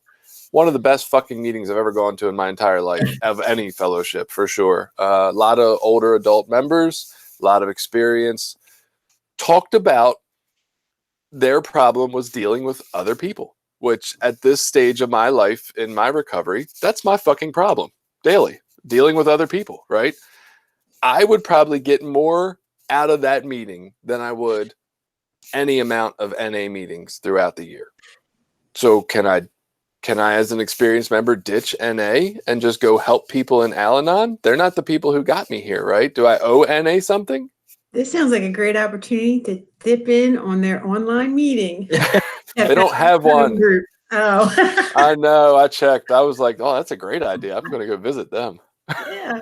Oh, but I guess to answer your question, it's like there isn't a right answer to that. It's up to you how you feel about. Like, I know for myself, because you hear people say things like that, like, oh, if you're not doing service and you're not doing this and that, you're not, giving back and you're stealing from the fellowship and all those kind of weird sayings. And I used to think that kind of stuff, but I don't think I do anymore. I mean, over the years, I have been involved in service and done different levels of service at different times, sometimes to my own detriment. And, I don't know that I owe Narcotics Anonymous specifically anything. And that's probably not the right way I want to say that, but I'm just going to say it. I show up, I do what I can to be a better person, to help, myself, my family, my society at large. There's a greater purpose here. There's a, God and a higher power and serving, sort of society as a whole. And if I can do that within the fellowship, that's great. And if I can branch outside of the fellowship and still continue to help people and grow and change spiritually, there's nothing wrong with that either. And I don't think there's a right way for anyone. Like, it's whatever our spirit guides us to, or whatever our spirit tells us is right for us, that matters. I mean, if I walk away from a fellowship and I feel like, man, there's some guilt there, or there's some feeling that I've left something undone, then maybe I need to look at that, and maybe I do need to do something there. But I shouldn't be doing it out of a obligation, or out of a, well, now I just have to do this, even though I don't really feel it, or I'm not really there. I'm just doing it out of some weird obligation.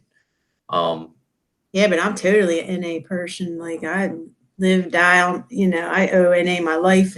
But the people, it's not attached to a person. It's like attached to the program. So I could go to any meeting anywhere and, be connected to my fellowship that's given me my life. I mean, I am so grateful. I'll always be grateful. I'll always stay in NA. It's how I feel right now, but that could change. But I encourage people to examine that for themselves. Not everybody is going to be me. But I do try to live by example, not direction. So, if you want what I have, you're going to do what I do. And that is, I am diehard NA. And I say all the time, though, I go to NA and do that because it meets the need that I have in my life right now. I mean, in doing that, in getting that need met and being the best spiritual version of myself, I am best able to give back to other people. It's like the, whatever you want to call it, like the chicken and the egg. It's like, if I'm not the best version of myself, or not, living my best life, then what am I giving back to other people anyway? Giving some shitty, less, healthy version of myself. And maybe I'm still giving, but is the quality of what I'm giving really there? Let me take a pee break real quick.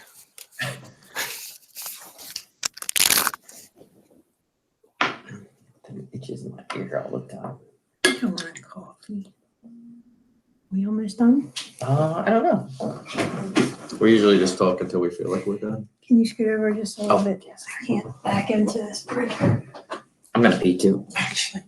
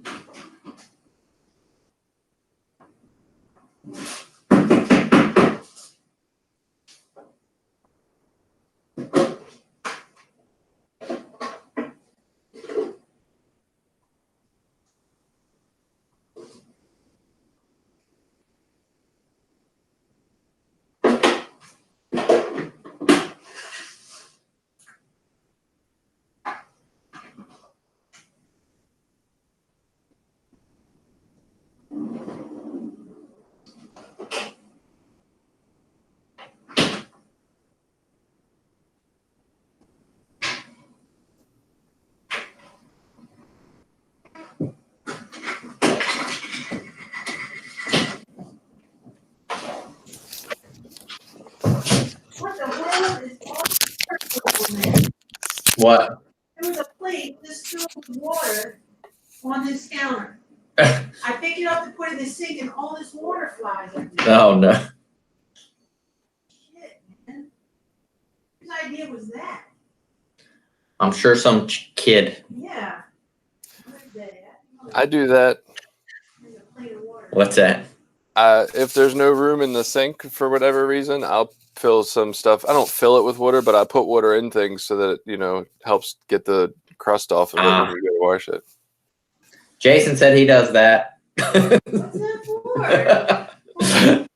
He said that if there's too much stuff in the sink and he's got something crusty on there, he'll put water like in a bowl or a plate. I can only hope that's what they were doing. No, with our kids, it was some sort of experimental thing. Right. Water. You're right. I was doing something for the dog. You come Oh, my socks are all wet. How's that? Put it all over the floor.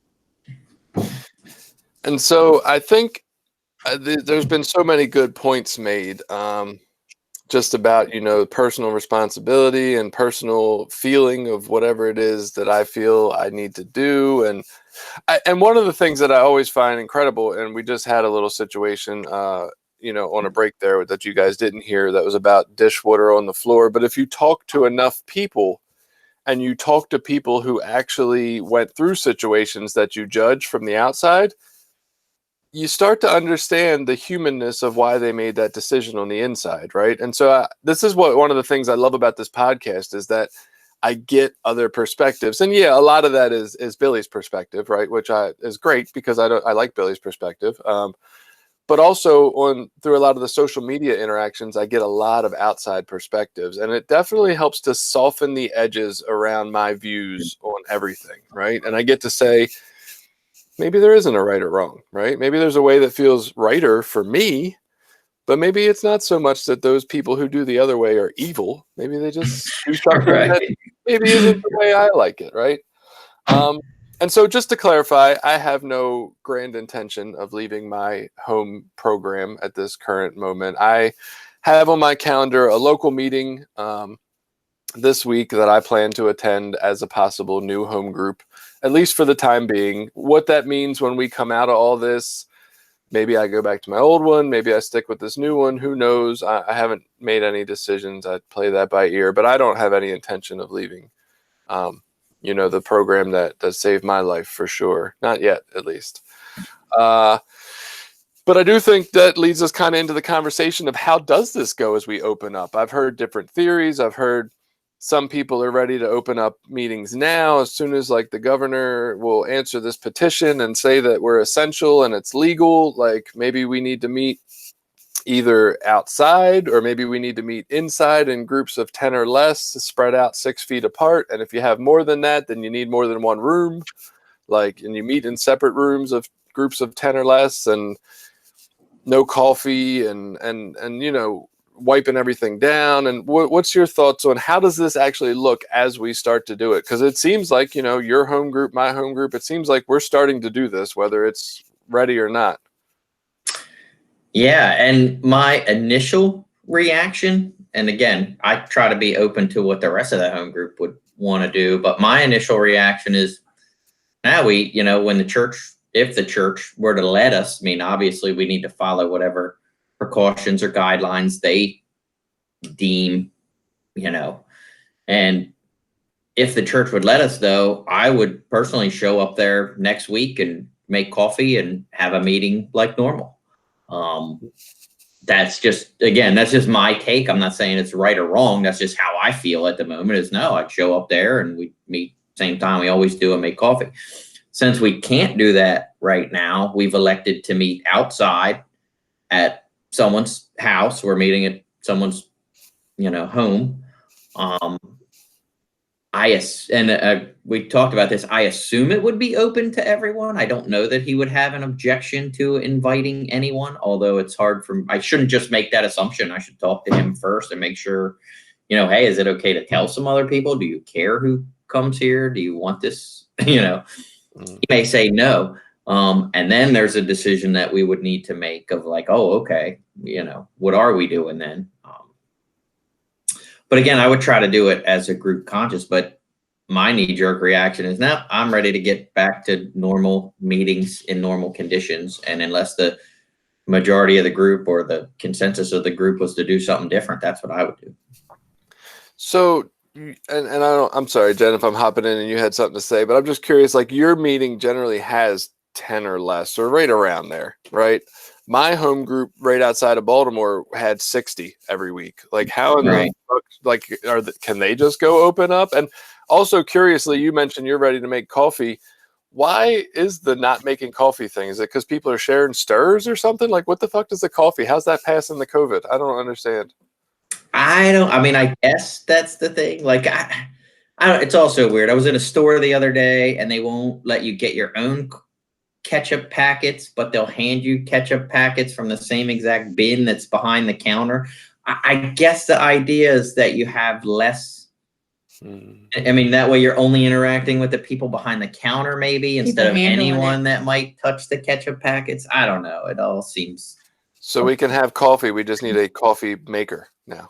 Like literally someone who's got a pour. It's like Wawa where you can't, get your own coffee. We have a coffee maker who makes your coffie for you and then hands you the cup. Antibacterial wipes or something. Yeah. Even if the meetings went back to normal, I'm not going. I mean, it'd have to be a small group, like Billy's home group is super small. I think I would be okay with that, but I wouldn't go out to meetings. But I think they should be open for people who need to with those precautions. But me personally, I'm not going. So now what does that mean? Do we tell home groups that have less than 10 people they're allowed to open and other ones aren't? That doesn't seem very realistic. And then it seems like everyone's just going to run to the open ones anyway.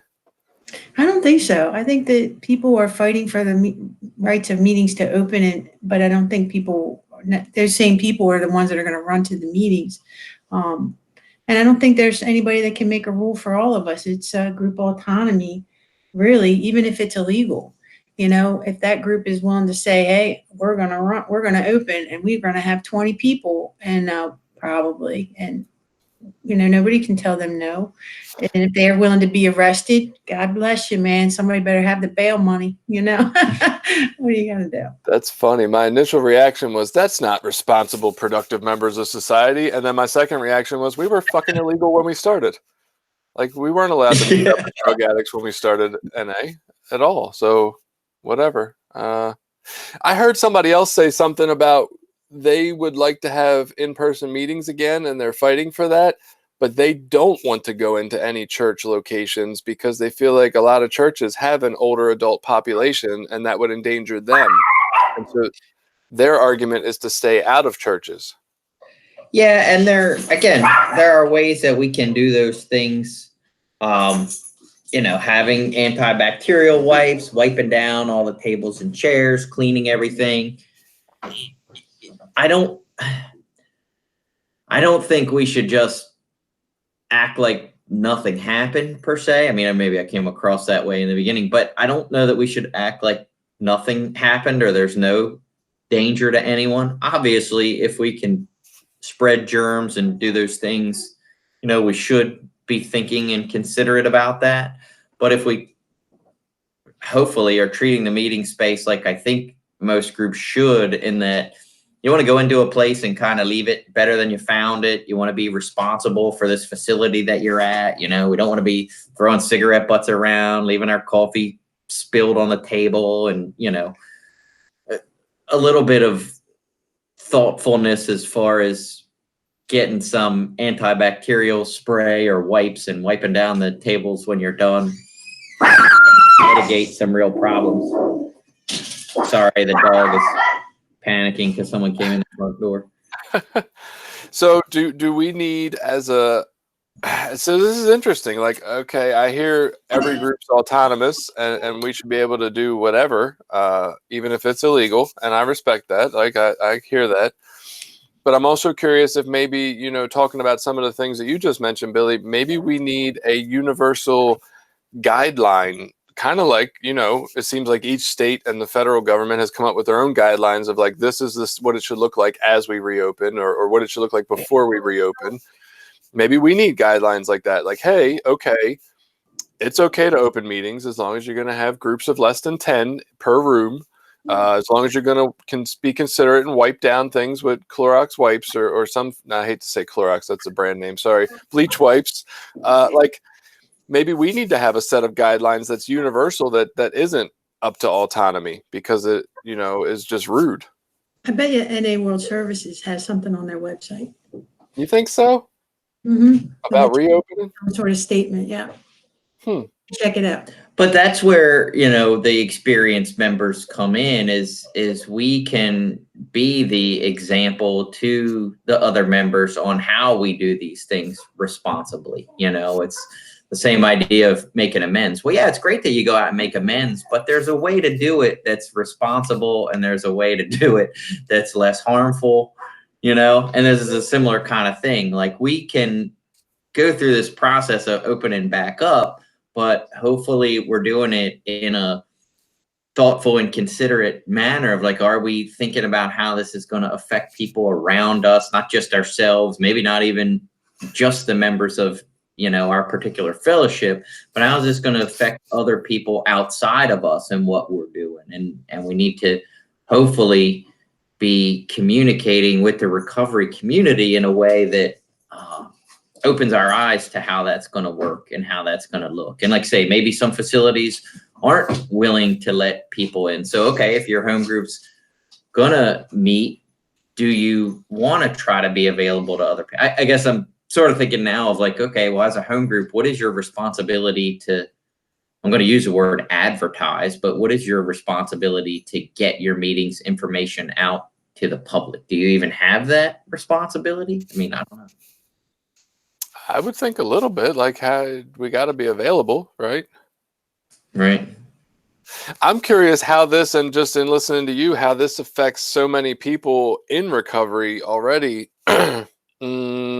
Groups that, you know, vote 6-5 that they're ready to open up face to face, and how that disenfranchises the 5 members who aren't ready to show up, and how they might need to switch home groups just because the group is ready to meet up and they're not. And it's like, for the sake of one member, and I get, we trust that God guides these group conscious decisions the way they're supposed to go, but how many people are going to have to change home groups or lose friendships over this debate of, is it time to open yet or not?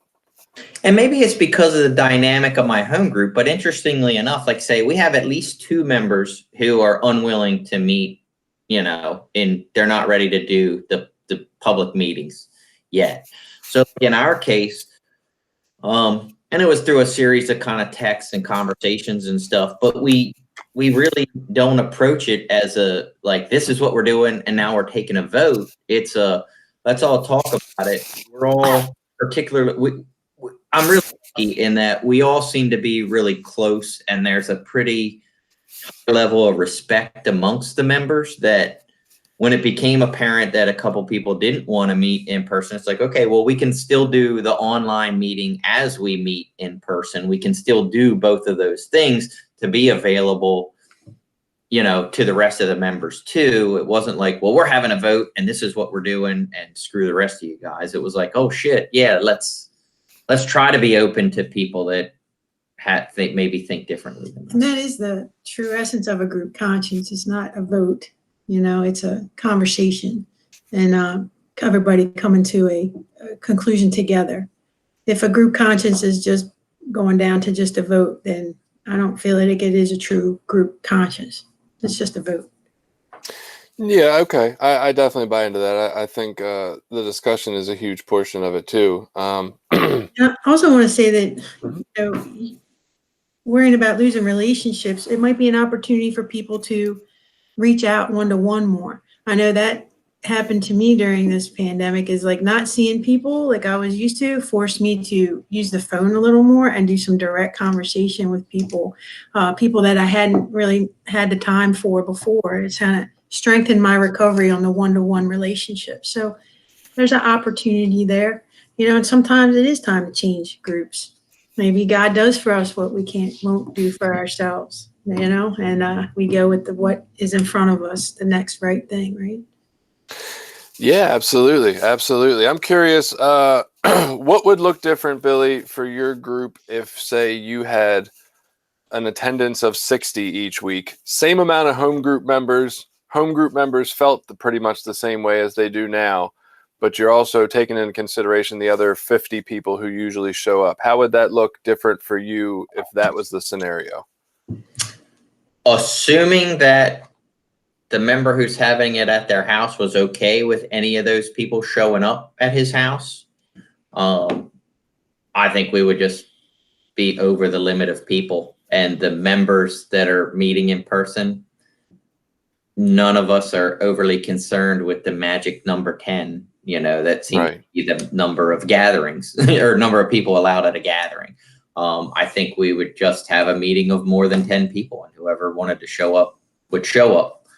And that's just, like, say, from our conversations of at least half of the members aren't kind of buying into the whole quarantine, social distancing, all that. I mean, me personally, if I was going to be around a big group of people like that, I would probably still wear a mask, or at least try to be really personally aware of like social distancing. I can say we weren't doing like hugging and all that kind of stuff at the meeting this week. No one was quite willing to go that far. Although I'm sure if I would have probably started to try to hug people, they probably would have let me in some weird way. But yeah, I don't know. I mean, I would think that we would just have the meeting with more than the, I guess, legally allowable amount of people. I'm just trying to picture literally like 25 to 30 people in someone's backyard, spread 6 feet apart. I'm like, would you be even able to hear each other? Like, you'd have to fucking shout for people to hear you. That just seems pretty distant to try to remain so spread out. You bring up another valid point about the hugging, though, because I have caught myself twice during this with neighbors who I never met before, but I'm out walking the front street. I've shook hands and been like, why the fuck did I just shake that guy's hand? Because it's so natural, right? And so I just can't imagine these groups, and maybe your group has done well. It's a smaller thing. People kind of very conscious about it, I guess. I'm picturing my home group all going to the park, and these people mostly live with each other in recovery houses. I got them motherfuckers hugging each other all day, every day, right? Like, oh yeah. I just think people are going to go out to these in-person meetings and do what feels natural, just like I shook these guys' hands. Whether they care or not, it's just going to be a natural reaction. I think that's part of the danger, too, is that we are so ingrained to hug and be close and personable. Like, that's a fear of meeting in person, is that I will do that. Yeah. And again, maybe as far as the meetings go, like that's a good opportunity for us as experienced members to set an example of like, hey, look, we can do this, but there's a responsible way to do it and there's an irresponsible way to do it. And let's at least, yeah, we can meet in person, we can do some of these things, but let's try to navigate this in a healthy and safe way. So Jen, with being a member of, Voices and getting some of this, maybe outside input, people who are calling, people who are saying this about what they need and aren't getting. Is there anything we haven't really talked about today that you feel pertains to meetings not being open or meetings starting to open that maybe we haven't thought about? Is there an angle we're not looking at? I can't think of anything, Jason. I mean, I know that the people who are new to recovery, are feeling awkward about meeting people in general and then going in on these Zoom meetings, and a lot of them don't have the technology and have never done that. So there's lots of barriers for new people to engage with the online meetings. We try to hold people's hands and walk them through the process as much as they let us, but the whole being in recovery, being is an awkward thing. So we're depending more on that peer-to-peer support, calling people who are new, who are getting out of treatment, trying to really walk them through and give them that extra support that the in-person meetings, the before the meeting, the after the meeting, those are important parts that are not in most online meetings that newcomers are missing.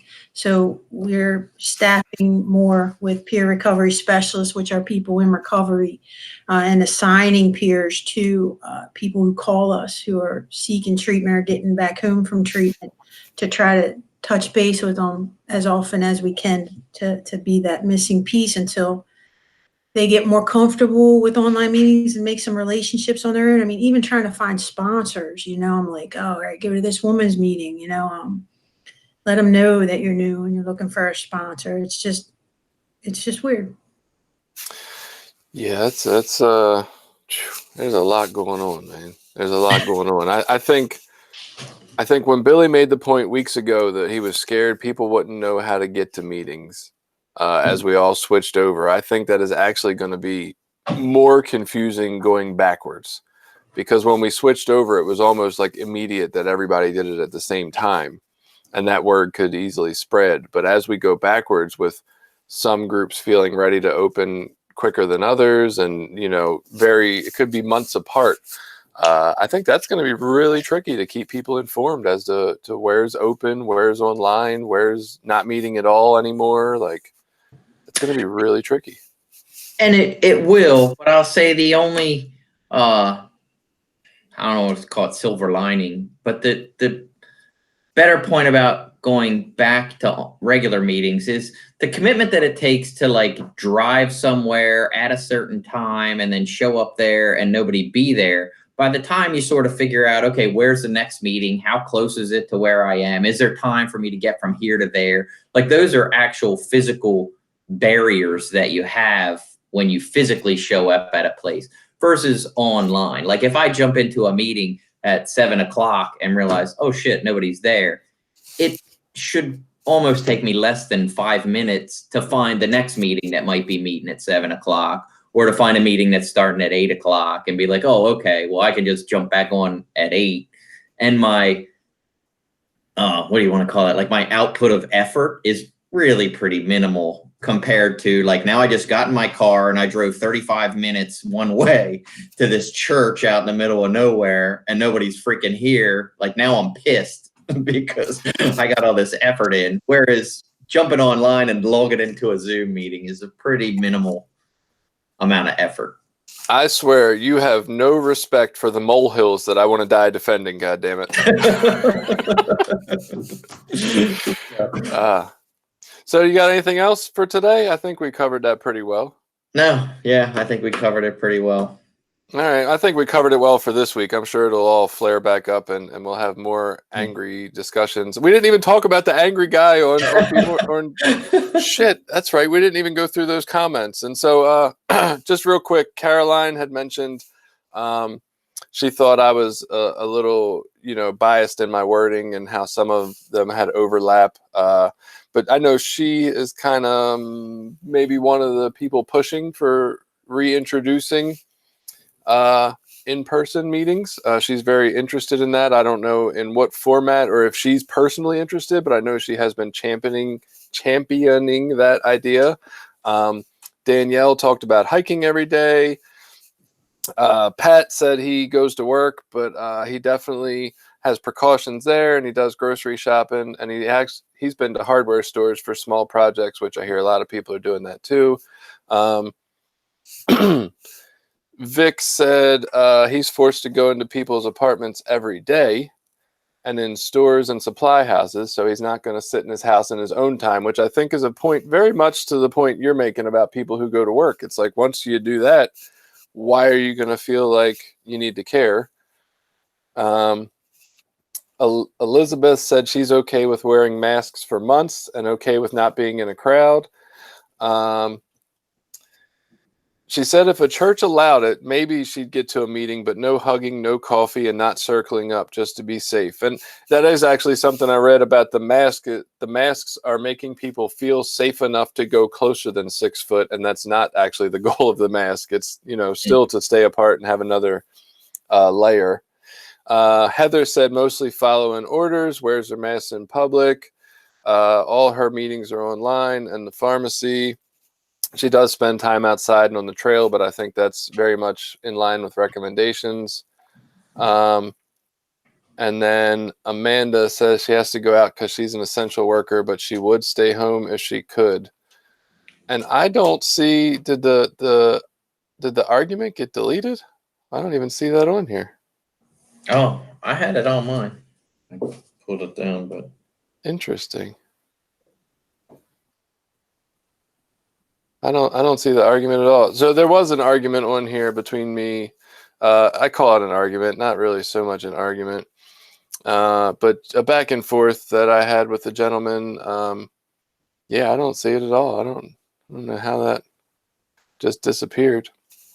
But basically, he had a different opinion than mine, and I was trying to be kind and respectful, and having discussion about, hey, this is not what I think, and these are some reasons why I think there's some flaws in what you're saying. And I felt like he attacked me with some name calling, some, if I wanted to be a sheep, I could be, and stuff along those lines. And so I did feel good and got my last word in and turned the commenting off. And then he tried to message me, and I just didn't accept it or read it. And that felt good. I was like, well, at least I got the last word in.